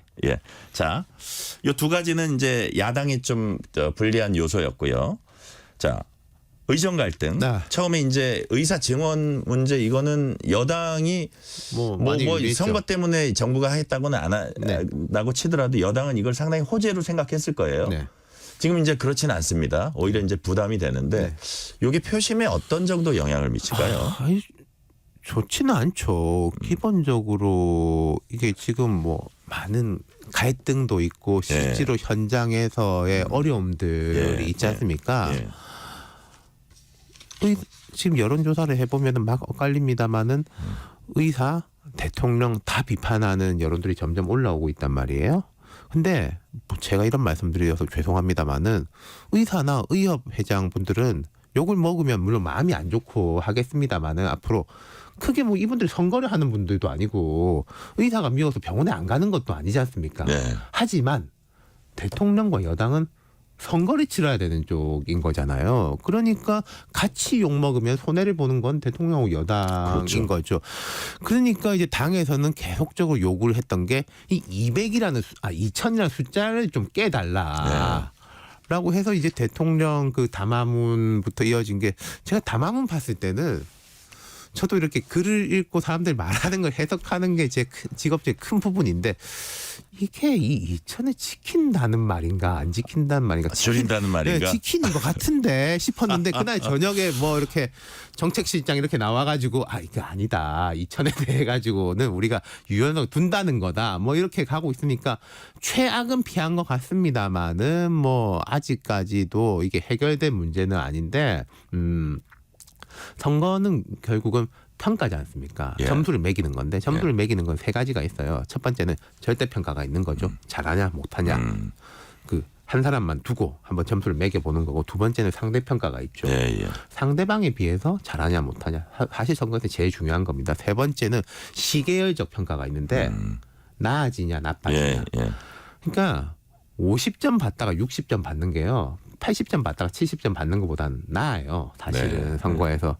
이 대통령의 이 부분에 대해서 국민들이 아유 그래도 조금 양보했구나라고 해서 조금 나아지는 걸로 볼 것인지 앞서 말씀드린 이제 절대 평가의 기준으로 볼 건지 이건 상대 평가는 없거든요. 예, 예. 왜냐하면 의사와 대통령을 비교하는 게 아니라 여당과 야당을 비교하는 건데 야당은 이 부분에 아예 발을 안 담그고 있지 않습니까? 예, 예, 예. 팔짱 끼면서 관망하고 있으니까 이 시계열적 평가에서 조금 그래도 나아졌다라고 볼 수 있지. 대통령이 그래도 노력하는구나라고 본다면 그렇죠. 예, 그것도 뭐 내일 봐야 알죠. 그렇군요. 자, 지금 이제 시간이 한 10분 정도 남았으니까 지금부터 주로 격전지 한번 좀 살펴볼게요. 네. 이번 총선에서 사연 있는 격전지도 많고 재미있는 격전지 많은데 어느 지역 일단 좀 눈에 띄세요? 아니 그러니까 제일 지금 대한민국의 신정치 1번지가 지난 재보궐선거 때는 강서구청장 강서였다면은 더 서쪽으로 갔습니다. 계양을이죠. 네. 계양을이 이렇게 신정치 1번지가 될 줄 몰랐는데 그리고 계양을이라는 곳은 사실 야권이 압도적으로 우세한 지역인데 원희룡 전 장관, 원희룡 후보가 뛰어들어가지고 뭐 여론조사상으로 좀 밀립니다만 오차 범위 안도 있고 밖도 있는데 싸움이 계속 벌어지고 있다는 거죠. 원희룡 후보 마지막까지도. 입장에선 선전이라고 표현해도 크게 그렇죠. 뭐 네. 무리는 없을 것 같아요. 마지막까지 싸움이 벌어지고 있고 이재명 대표도 막 전국 바깥으로 돌지를 못하고 예. 계양을 중심으로 뭐 뒤에 이야기 나오겠습니다만 동작을이라든지 이런 수도권 중심으로 움직이는 게 결국 계양에 좀 발이 묶인 효과가 있는 거죠. 거기서 막 원희룡 후보가 그리고 이재명 후보가 대선 주자까지 지냈지만은 정치 구력이 오래됐고 예. 서울 선거 지방선거, 제주도지사 선거, 여당, 야당, 무소속 뭐 유리할 때 불리할 때 선거를 다 해본 뭐 진 적이 없대요. 그렇죠. 불리한 데 예. 가가지고. 거의 이제 뭐 25, 6년 선거를 하신 분이라서 선거를 제가 봐도 참 잘해요. 네. 하지만 근본적으로 이제 어려운 부분이 있는 것이고 그렇기 때문에 이 결과가 관심이 가고 또 뭐 표차가 어느 정도 나올 것인지 이런 네. 부분도 관심이 가고 만약에 여기서 의외의 결과가 나온다면 아유 정치판이 확 뒤집히는 거죠. 네. 그리고 자, 계양을은 그렇고요. 네, 그다음 뭐 수도권 이렇게 보면은 한강벨트 쭉 이야기를 했었는데 한강벨트를 우리가 이렇게 보면은 한강에 위가 있고 아래가 있지 않습니까? 예. 아래는 뭐 아무래도 좀 강남에 가까운 쪽이고 위는 조금 강북에 가까운 쪽인데 마포, 중성동 이런 부분들이 쭉 가고 있는데 중성동에서도 이제 윤희숙 전현희 네. 이 대결도 볼만하죠. 여기서도 전현희 후보에 대해 가지고는 이재명 대표도 힘을 싣고 있고 뭐 김어준 씨라든지 야권의 바깥쪽의 빅스피커들도 강력하게 힘을 싣고 있는 거 아니겠습니까? 제가 뭐 어디 보도 보니까 그 김어준 씨 유튜브 방송에 전현희, 이언주, 안기령 이 세 분을 이제 수도권 3인의 여전사 큰절하는 거 보셨군요. 네, 그렇죠. 예. 그러니까 안기령 도봉, 전현희는 한강 그리고 이제 이언주 용인 이렇게 하지 않습니까? 이렇게 이제 니은자를 그리게 되는 건데 이 부분을 힘을 싣고 있고 국민의힘에서는 윤희숙이라는 카드는 정말 쓸 수 있는 이제 빅카드였던 거죠. 맞부딪히고 있는데 여기도 원래 이제 임종석 전 실장 지역구인데다가 임종석 전 실장이 공천에서 뭐 좋지 않은 결과가 나왔지만은 지금은 또 이제 민주당을 지원 유세를 하고 있는데 흥미로운 게 이게 임종석 전 실장이라든지 박용진 의원이라든지 이런 분들 공천에서 좀 아픔이 있던 분들이 지원 유세를 하는 곳을 가만히 보면요. 강남, 낙동강 벨트 이런 쪽이에요. 무슨 말씀이냐면은 친명계의 영향력이 조금 낮은 곳들이라는 거죠. 이게 자연스럽게 연결시켜서 말씀드리자면은 낙동강 벨트에서 지금 던전하고 있는 민주당 기준으로 전재수, 최인호 물론 거기 신문이 많네요. 네, 남구라서 이제 낙동강이라고 할 수는 없습니다. 박재호 의원 그리고 김해로 들어가면은 뭐 김정호, 민홍철 의원들인데 다 친노 친문이에요. 어떻게 보면 자기네들이 친한 사람들 도와주는 걸 수도 있고요. 그리고 그 이번에 민주당에서 보면은 물갈이를 강하게 했지 않습니까? 네네. 주류 쪽이 압박을 넣는 물갈이를 했는데 친명 입장에서 이 지역은 그 개별 경쟁력 차이가 너무 크기 때문에 차마 넣을 수가 없던 지역이란 말이죠. 맞습니다. 그래서 또 문재인 대통령도 지금 보면은 이 지역을 중심으로 해가지고 직접 움직이고 현 정부 여당을 좀 강하게 압박을 하면서 되게 이례적인 이런 캠페인을 벌이고 있지 않습니까? 이 부분이 낙동강 벨트가 전반적으로 격전지이기도 합니다만은 야권의 앞으로 총선 이후에 어떤 질서 재편이라든지 그렇죠. 저도 그 생각을 조국 혁신당도 들어오고 이재명 대표도 있고 또 이게 친문 진영의 이런 뭐 삼각구도 형성이 되는 되게 흥미로운 지역이라서 낙동강 벨트가 재미가 있어요. 제가 수도권에서 이렇게 낙동강으로 넘어갔는데 수도권으로 다시 올라와서 이야기를 하자면은 앞서 말씀드렸던 조금 흠결이 있는 후보들의 지역구. 그러니까 김준혁, 이수정 뭐 이런 부분. 그리고 최근에 또 올라오는 몇 군데가 용인갑의 이상식, 이원모 경찰 고위 간부대 이제 검찰 출신 이원모 후보는 고위 간부는 아닙니다만은 이른바 이제 윤핵관 뭐 대통령의 아주 총애를 받았던 인물이지 않습니까? 근데 지금 이상식 후보도 뭐 재산 형성 과정에 뭐 그림에 뭐 부인의 뭐 미술품이 문제가 있고 또 본인이 이야기한 게 지난 4년 전에는 내가 현금 뭐 몇억 원을 신고 누락했는데 공소시효 지났다. 하지만 죄송하다. 그래서 이원모 뭐 세게 압박을 하고 있고 또 비슷한 지역이 또 화성을에 거기 3파전이지 않습니까? 그쪽도 민주당 공영훈 후보가 여러 여론조사 지표상 앞서가고 있고 2위가 이제 개혁신당의 이준석 후보고 3위가 이제 국민의힘의 한정민 후보인데 여기도 공영훈 후보가 좀 쉽게 이기는 거 아니냐. 화성이라는 곳이 이제 현대자동차의 큰 연구소, 그 남양연구소라는 것도 있고 뭐 삼성전자 캠퍼스도 있어서 공영훈 후보가 많이 앞서지 않을까? 야당 그 전에는 뭐 두 후보 합한 게 공영훈 후보 지지율이었어요. 2대 1대 1 이 정도였거든요. 근데 공영훈 후보의 부동산 이슈, 그러니까 자녀한테 증여 이슈가 터지면서 이준석 후보가 무섭게 압박을 하고 있더라고요. 그러니까 추세가 그렇군요. 마지막 여론조사에서는 한 자리 숫자까지 따라잡았는데 지금 개혁신당 자체 입장으로서는 뭐 경합 우세다 이런 이야기까지 하고 있고 여기 두 후보 전부 다 48시간 논스톱 유세를 벌이고 있습니다. 잠 안 자고 뛰겠다는 거죠. 이준석 후보야 좀 젊으니까 그렇다 치지만은 공영훈 후보도 맞불 놓겠다라고 하는 이런 지역들이 흥미롭고 여기도 당은 다릅니다만은 이른바 반도체 벨트가 형성이 되는 게 아까 용인갑 말씀드렸고 화성을 말씀드렸고 평택병으로 갈 수 있습니다. 평택병에 삼성의 최대 반도체 그 캠퍼스가 있는데 거기에는 국민의힘의 유이동 정책위원장하고 민주당의 김현정 후보가 맞대결을 하고 있어요. 두 분이 다 지난번에 평택 1지역구에서 거의 표 차이도 얼마 안 났어요. 맞대결을 해서 당시에는 야권이 현 야권 전역 헷갈리네요. 민주당이 일방적 우세였는데도 유이동 의원이 저력을 발휘해서 신승을 했거든요. 근데 두 사람이 다 지역구를 병으로 옮겼어요. 병은 사실은 민주당이 좀 유리하다라고 하는 지역구인데 여기도 뭐 저력이 있는 유이동 후보하고 접전이 벌어지고 있고 여기도 막판에 그 김현정 후보가 라임 리스트에 올라와 있다. 그 뭐 필리핀에 뭐 어디 이제 갔다 왔다 이런 이슈가 터져가지고 맹추격을 한다. 그러니까 비민주당 후보들이 민주당 후보 약점이 보이는 곳에 후보 경쟁력이 있는 곳. 이준석 여기도 지금 말씀드리면은 이제 유이동 뭐 이렇게 경쟁력이 있고 약점이 있는 곳은 맹추격을 하는 이런 흐름이 보이고 있다는 거죠. 네네. 지금 아쉽게도 시간이 이제 한 1분밖에 안 남았는데 그래서 제가 어쩔 수 없이 마지막 질문으로 가야겠습니다. 제가 한 개만 더 말씀드리자면 민주당이 이렇게 맹추격을 하는 곳도 있죠. 강남을이라든지 분당을 같은 경우 사실은 국민의힘이 되게 좀 괜찮은 곳인데 이쪽이 이제 의사들이 많이 산다. 거기에 이제 힘을 입어가지고 추격하는 모습이 보입니다. 네네. 자, 여야 대표들이 주로 독서를 많이 뽑아내는 이제 주인공들인 게 어떻게 보면 지지층 막판에 결집하려는 것 같은데 자, 지금 정말 하루밖에 남지 않은 기간에 가성비 좋게 여야가 뭔가 어프로치한다 그러면 뭘 할 수 있겠어요? 시간 한 30초 남았네요. 국민의힘은 그 이야기를 하는 게 좋지 않을까 싶어요. 우리한테 힘을 물어주시면은 뭐 야당뿐만 아니라 용산에 대해서도 당이 더 이제 이끌고 가겠다 이런 부분. 그리고 민주당은 조국 혁신당은 좀 다르겠습니다만은 탄핵 이런 이야기에 대한 불안감을 오히려 불식시켜 드리는 탄핵시킨다가 아니라 우리 그런 건 안 한다. 잘 이끌 거다. 수권 정당이다. 그 말을 하는 게 도움 되지 않을까요?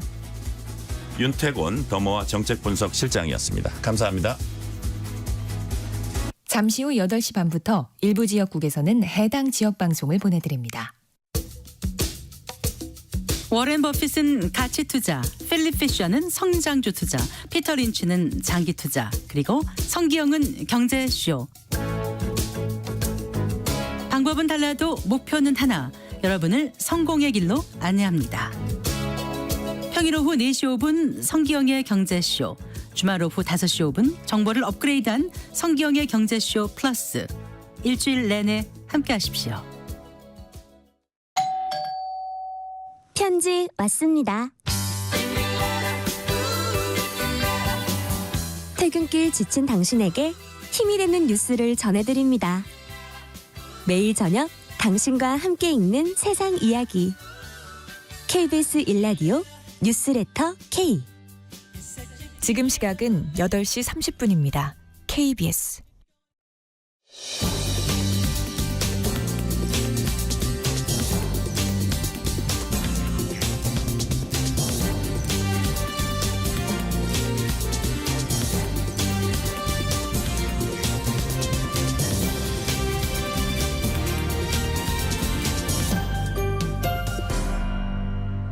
전종철의 전격 시사.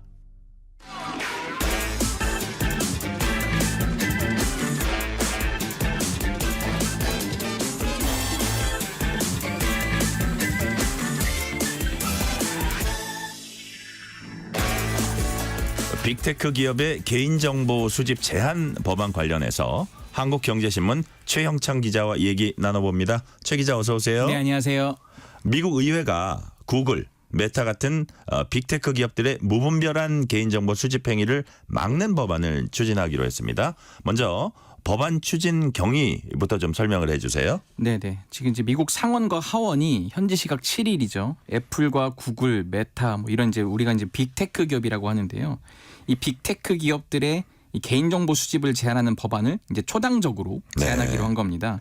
이 민주당 소속의 마리아 켄트웰 미국 상원 이 상무위원회 위원장과 또 공화당 소속의 캐시 맥모리스 로저스 하원 그 에너지 상업위원회 위원장 같이 공동 성명을 발표한 건데요. 이 미국인 프라이버시 권리 법안에 제정에 합의했다 이렇게 밝혔습니다. 아이들은 법안과 관련해 미국인은 자신의 개인정보가 어디로 가는지 통제할 수 있게 된다 이렇게 설명을 했는데요. 개인의 소송과 같은 이런 사적 이 조치권을 보장하고 연방거래위원회와 또 주 법무부 장관에게 위반자 책임을 묻는 강력한 집행 권한을 부여할 것이다 이렇게 취지를 설명했습니다. 네. 빅테크 기업의 개인정보 수집을 이제 제한한다는 거잖아요. 예, 그런데 구체적으로 법안에 어떤 내용들이 담겼는지도 좀 자세히 설명해 주세요. 네, 일단 지금 법안 초안 정도만 지금 공개가 된 건데요. 이 기업들이 이용자한테 이른바 이제 타깃 광고를 하는 게 있어요. 이제 맞춤형을 한다는 것으로 이제 타깃 광고 하는 게 있는데 어쨌든 그 거부할 수 있는 권리를 알려야 하는 이제 의무가 생기는 거고요. 애플과 구글 같은 경우에는 이제 이용자에게서 이 포괄적인 동의만 받은 다음에 이 스마트폰을 이용해서 이 개인의 검색 내용이라든지 뭐 구매 내용 이런 걸 다 정보를 수집해 온 거예요, 그동안. 근데 지금 우리 스마트폰 보면은 전화 마이크가 있잖아요. 그 전화 마이크로 24시간 동안 사용자의 대화도 엿듣고 이를 광고에 활용을 해온 겁니다. 간혹 우리가 집에서 이제 어떤 물건에 대해서 얘기를 한다든지 뭐 가족 간에 대화를 했던 내용이 있는데 그거 관련된 상품 광고가 이 SNS상에 뜰 때 좀 약간 소름이 끼친 적이 있거든요. 심심치 않게 굉장히 많이 발생을 하고 있습니다. 그래서 이제 그게 다 빅테크 회사들이 이 스마트폰이라는 기기를 통해서 사용자들의 대화를 다 엿듣고 있었다. 좀 이런 거고요. 보기도 하나요? 보고 있기도 하나요? 보고 있다고는 장담할 수 없지만 어쨌든 듣고 있고 그리고 검색 내용을 다 보기 때문에 이 검색한 그 키워드들을 어떻게 또 연관을 해가지고 관련된 내용을 자꾸 상품으로 뜨게 해서 우리의 행위를 보고 있다고 해도 무방하네요. 그렇죠. 네. 어쨌든 그런 것 때문에 지금 로저스 위원장이 이 법은 빅테크 기업이 동의도 없이 영리를 목적으로 이용자의 행동을 추적, 예측하고 조작하는 것을 금지한다 이렇게 설명을 했습니다. 그렇다면 앞으로 사용자 동의 관련 규제가 강화되는 건가요? 그렇죠. 네, 개인정보 수집이라든지 뭐 보존, 전송 이런 거에 대해서 이제 명확하고 상세한 방침을 이제는 게시를 해야 되는 건데요. 이 제3자한테 데이터를 이전할 경우에는 또 명시적인 동의를 받아야 하는 겁니다. 이 데이터가 이 외국의 적대 세력에게 전송된다면은 반드시 이용자에게 알려야 하는데요. 이용자가 무의식적으로 이 개인정보 약관에 동의하도록 유도하는 이런 기만적인 요소, 이른바 이제 다크 패턴이라고 하는데요. 이거를 이제 사용해서는 안 되고요. 또 소비자가 개인정보 보호권을 행사한다는 이유로 이 서비스를 거부하거나 또 불리하게 약관을 변경하는 것도 금지를 합니다. 개인이 개인정보 보호권을 침해하는 악의적 행위자를 형사고소하고 또 손해배상을 청구할 권리도 이제 법안에 명시를 하게 되는 겁니다. 네. 자, 그렇다면 이런 법 제정 필요성이 수년 전부터 제기됐던 걸로 알고 있거든요. 근데 이제 왜 이제서야 이렇게 이게 나왔나요? 지금 이제 그동안에는 반대했던 게 자국의 IT 산업 육성, 뭐 기업의 또 자유 침해, 뭐 미국은 또 굉장히 자유를 중요시하는 나라잖아요. 그런 논란이 있어서 계속 미뤄졌었거든요. 실제로 2022년에 하원에서 개인정보보호법이 발의가 됐는데 상원의 반대로 채택이 되지 않았어요. 근데 지금 최근에 전 세계, 특히 미국과 우리나라를 중심으로 유통과의 대혁명, 뭐 엄청난 변화가 지금 일어나고 있는 게 있는데 바로 중국 플랫폼 기업의 공세가 지금 거세지고 있잖아요. 지금 이거를 어떻게 보면은 미국의 이런 자유로운 개인정보 접근권을 중국 플랫폼 기업들이 지금 자기들 상업에 이용을 하고 있는 거예요. 뭐 예를 들어 알리나 뭐 테무 이런 것들인데 지금 이 때문에 정보 보호에 대한 공감대가 굉장히 미국 내에서도 형성이 되고 있다 이렇게 보고 있습니다. 보통은 이제 개인정보보호법이라고 해서 뭐 유럽연합이라든지 우리나라에서는 이미 10여 년 전에 만들어졌어요. 근데 반면에 미국은 기업의 자율 그리고 각 주마다 또 법으로 온라인 그런 개인정보 활용을 좀 각자 이제 맡겨서 규제를 해왔거든요. 좀 의외네요. 네. 예. 그래서 이제 규제 사각지대를 이용해서 이제 미국 빅테크 기업들이 굉장히 이제 많이 성장을 해왔지만 반대로 이제 국내 우리나라에서는 각종 소송에 연루돼서 지금 수천억 원의 합의금이나 벌금을 내고 있었는데 그럼에도 불구하고 계속해서 이제 개인정보를 수집해서 어떻게 보면 이제 우리를 다 보고 있는 이런 빅브라더라고 하죠. 네. 그렇게 지금 형태를 지속을 해왔던 겁니다. 네.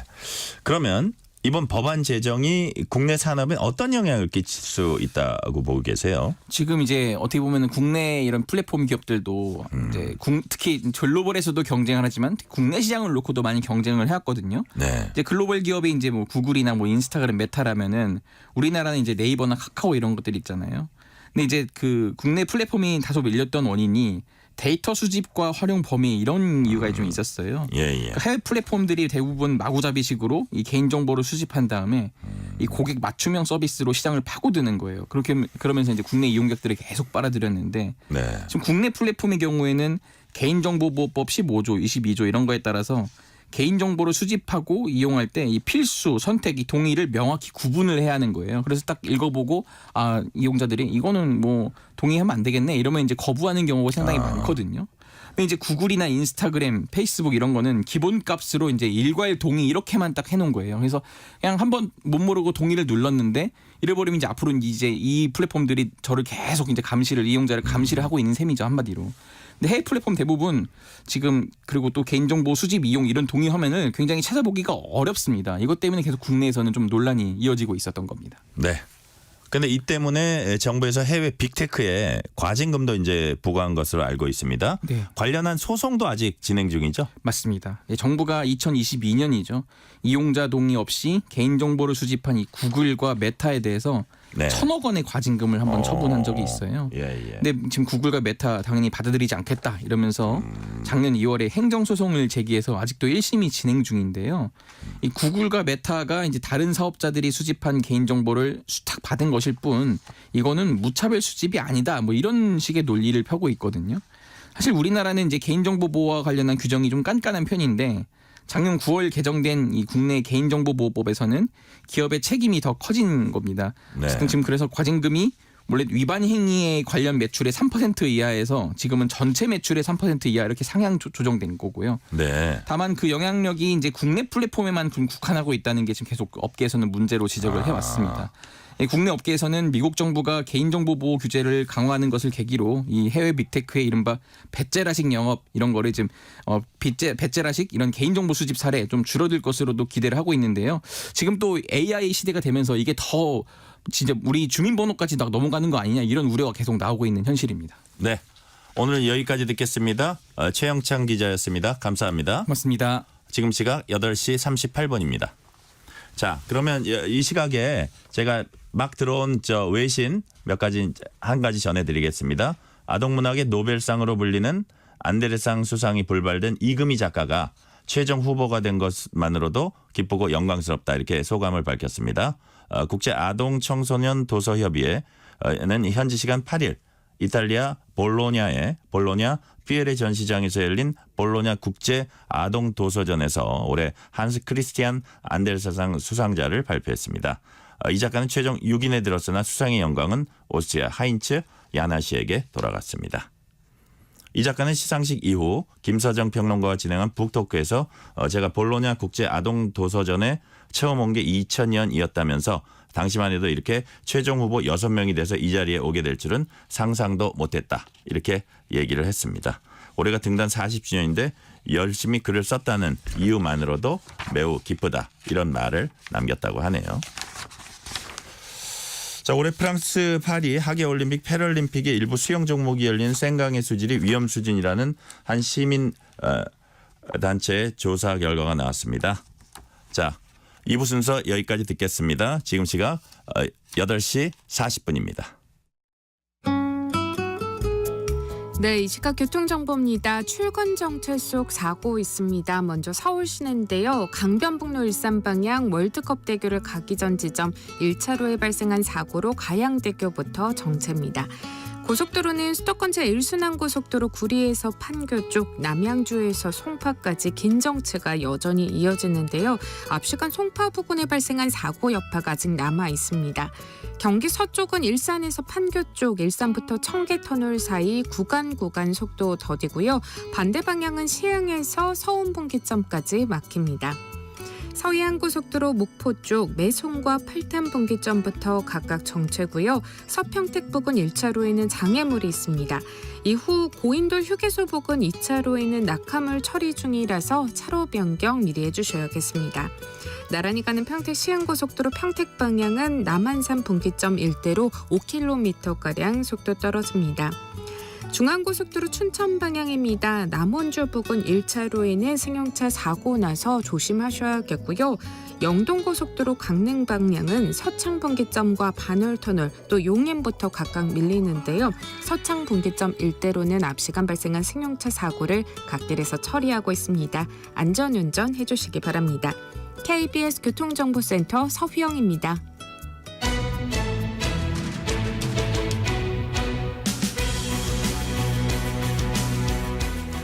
어느새 황혼 이혼이라는 말이 우리에게 낯설지 않습니다. 노년이 이혼을 결심할 때 가장 염려되는 부분이 아무래도 생계 문제일 텐데요.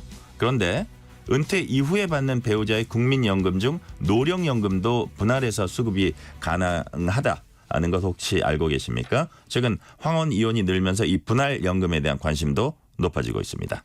오늘 법학다식 시간의 키워드 분할연금입니다. 이고은 변호사 나오셨습니다. 어서 오세요. 네, 안녕하세요. 이고은 변호사입니다. 자, 먼저 우리나라에 분할연금이 도입된 시점이 벌써 25년 지난 것으로 알고 있는데요. 네. 분할연금 개념, 도입 배경 좀 간략히 소개해 주세요. 네, 말씀하신 대로 이 분할연금이 도입된 시기가 1999년입니다. 벌써 25년이나 됐는데요. 이 전 국민을 대상으로 국민연금 당연가입제가 실시되면서 이혼이 또 증가하고 있던 추세였습니다. 이 부분을 감안을 해서 도입한 제도인데요. 국민연금법 제64조에 규정되어 있습니다. 이혼한 배우자의 분할연금 수급권이란 무엇이냐 궁금하실 수 있는데 이혼한 배우자한테 전 배우자가 혼인기간 중에 취득한 노령연금 수급권에 대해서 내가 그 연금 형성에 기여한 부분을 인정해서 청산받고 분배받을 수 있도록 한 제도다. 이렇게 이해하시면 좋을 것 같습니다. 이 제도의 취지가 이제 가사노동 등으로 직업을 갖지 못해서 국민연금에 가입하지 못한 배우자가 있을 수 있잖아요. 그러면 이 상대방 배우자한테 이 노령연금 수급권을 기초로 일정 수준의 이 노후소득을 보장해 주려는 취지에서 마련된 제도입니다. 근데 이 부분은 사실 이혼할 때 우리가 재산분할 청구 많이 하잖아요. 네. 이 민법상의 재산분할 청구권과 는 다릅니다. 이 국민연금법이라는 이 기초되는 법에 따라서 이혼 배우자가 국민연금공단에서 직접 수령할 수 있는 이혼 배우자의 고유한 권리로 인정되는 겁니다. 네. 분할연금 신청해서 받는 이제 수령자가 2010년엔 4,600명 수준이었어요. 근데 지난해 말에 보니까 76,000명. 자, 13년 만에 16배 이상 이제 급증했다 이렇게 통계가 나와 있습니다. 자, 현재 우리 그 분할연금 제도가 잘 정착되고 있다고 보시는지 또 우리 국민들 인식은 어떤지도 좀 설명을 해주세요. 네, 말씀 주신 대로 정말 16배가 늘어났을 정도로 요즘 많이 이용하시고 있는 제도고요. 사실 황혼이혼에서는 생계 유지가 굉장히 중요하지 않습니까? 그렇습니다. 그래서 재산 분할되는 재산이 딱히 없는 경우에 이 국민연금, 이 노령연금을 내가 분할해서 받을 수 있다는 정보들이 요즘 인터넷만 검색하셔도 굉장히 쉽게 알 수 있고 실제로 이용하시는 분들이 늘어나고 있습니다. 아무래도 이 황혼이혼 자체가 늘어나다 보니까 이 분할연금 수급자 증가에 영향을 미쳤다 이렇게 전문가들은 분석하고 있는데요. 이 국민연금공단에 따르면 이 분할연금 수급자, 이 분할연금을 받는 분들 크게 증가했고요. 네. 그 성별로 보면은 이 분할연금을 받는 사람이 여성의 비율이 88%, 남성의 비율이 약 12%를 차지하고 있습니다. 이 제도의 취지 자체가 이혼으로 이제 초래될 수 있는 이 노후 생활의 불안정, 특히 이 소득 활동을 하지 않던 배우자가 노후 빈곤에 처하지 않도록 국가에서 마련한 제도니까요.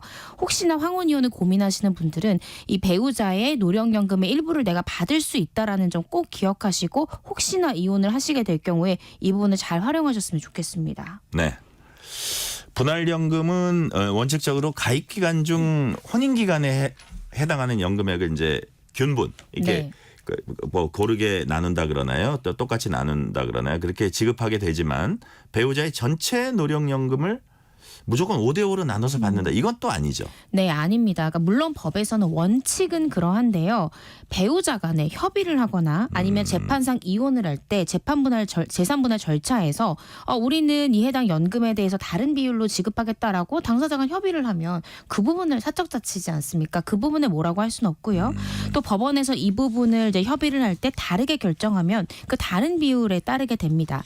그렇지만 가장 많이 되는 케이스는 역시나 원칙에 입각한 거죠. 그래서 말씀 주신 대로 연금의 분할 비율은 이 연금 수급권자인 상대방 배우자의 연금 총 가입 기간 중에 혼인 기간에 해당하는 연금액을 균등한 비율로 5대5로 나누는 걸 원칙으로 합니다. 네. 제가 예를 들어서 한번 설명을 드려볼게요. 예를 들어서 남편이 이 국민연금 가입자인데 30년 동안 보험료를 납입을 했어요.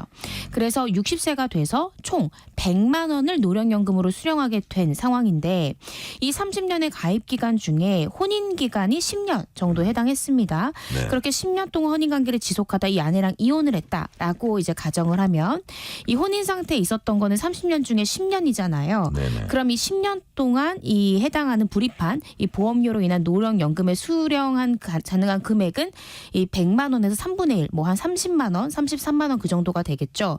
그러면 그때 이혼한 배우자는 이 상대방 남편에게 청구할 수 있는 남편의 노령연금 중에 받을 수 있는 금액이 그 30만 원의 절반, 통상 한 15만 원 정도를 분할연금으로서 수령할 수 있게 되는 개념이다. 이렇게 이해하시면 좋을 것 같습니다. 네네.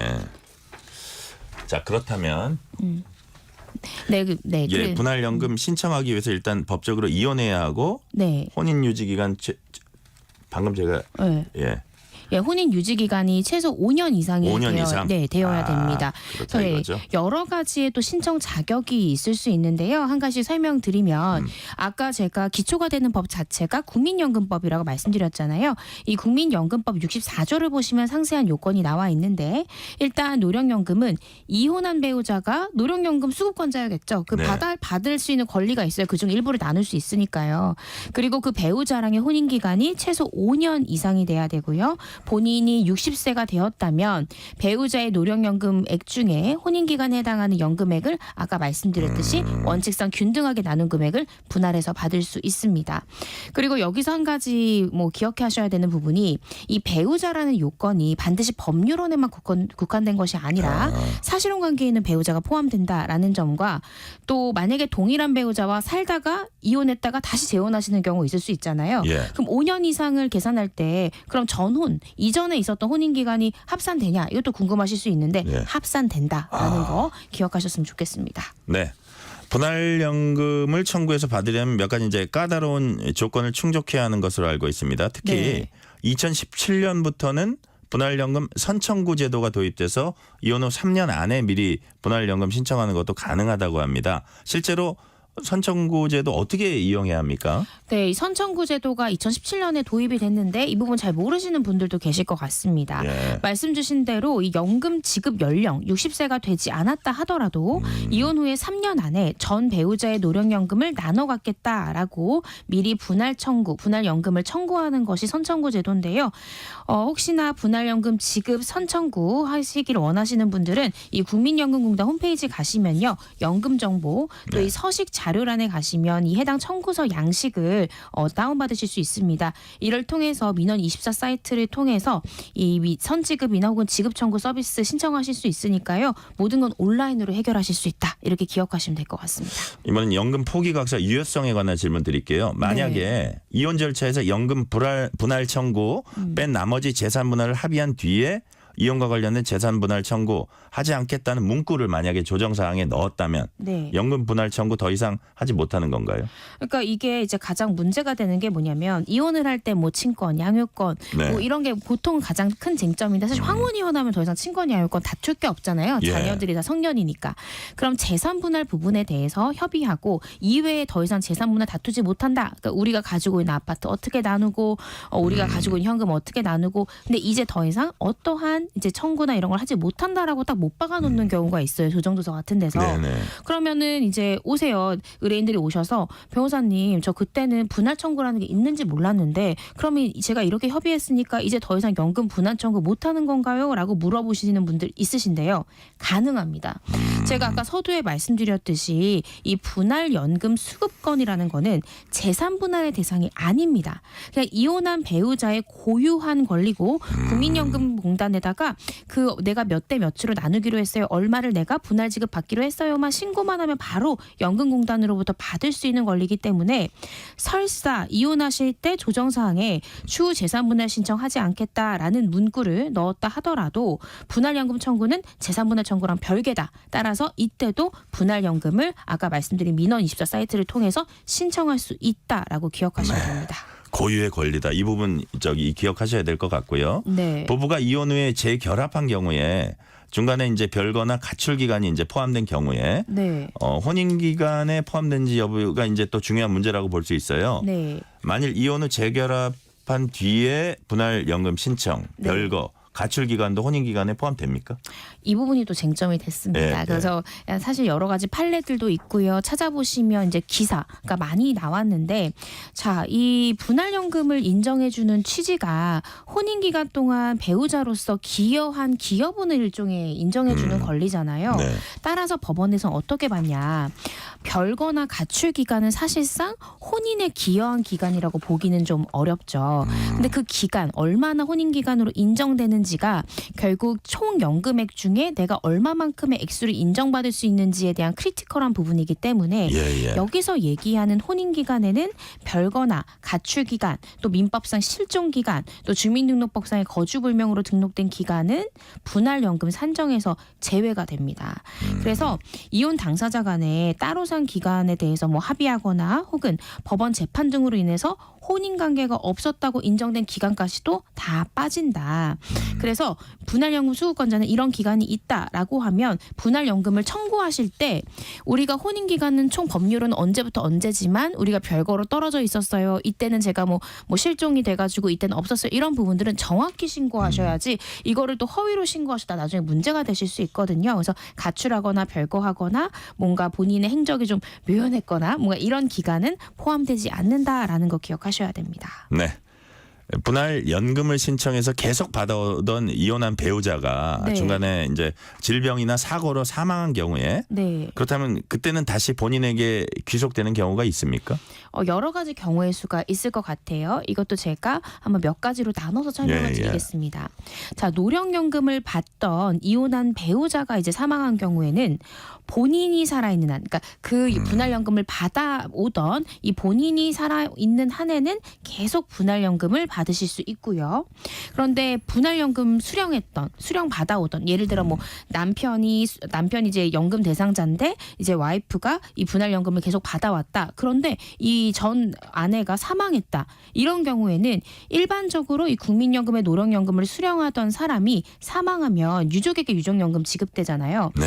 그렇지만 분할연금 수급자는 좀 다릅니다. 분할연금 수급자가 사망한 경우에는 유족연금이 지급되지 않고요. 다만 이 분할연금 수급자가 수령자가 먼저 사망한 경우에는 이혼한 배우자에게 분할하기 이전의 연금이 지급되게 됩니다. 즉 예전엔 나눠주던 거를 내가 나눠주던 상대가 사망한 경우에는 이전처럼 원래 본인이 100% 받아야 되죠. 예. 그대로 100% 귀속해서 본래대로 받을 수 있다. 이렇게 기억하시면 될 것 같습니다. 네.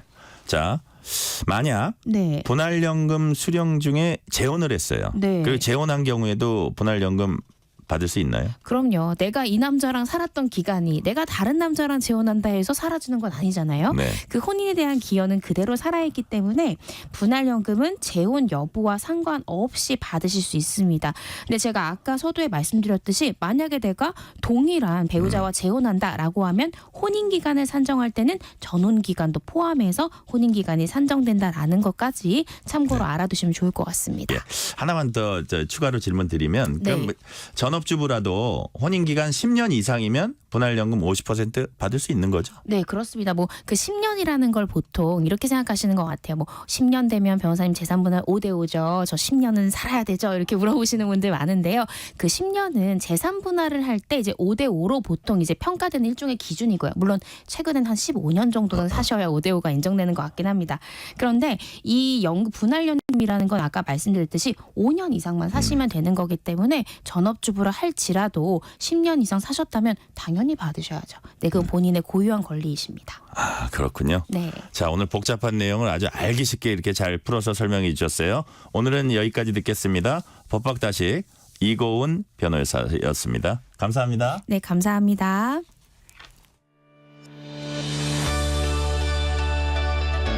세상을 바라보는 바른 시선. 전종철의 전격 시사.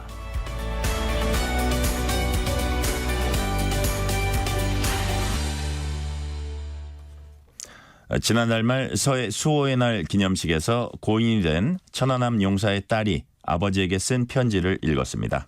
그 주인공은 천안함 피격으로 순직한 고 김태석 원사의 막내딸 김해봄 씨입니다. 천안함 폭침 당시 5살이었는데 어느덧 대학 새내기가 된 해봄 씨는 아빠에 대한 절절한 그리움을 편지에 담아서 눈물과 함께 읽어 내려갔습니다. 이 봄에 아빠와 함께 활짝 피어날게. 아빠는 내게 큰 힘인 거 알지? 국가보훈부의 공식 SNS에 올라온 해봄 씨의 영상 조회수는 그제 현재 998만 회를 넘어서 1000만 회에 육박했습니다. 댓글도 2000개를 훌쩍 넘겼고요.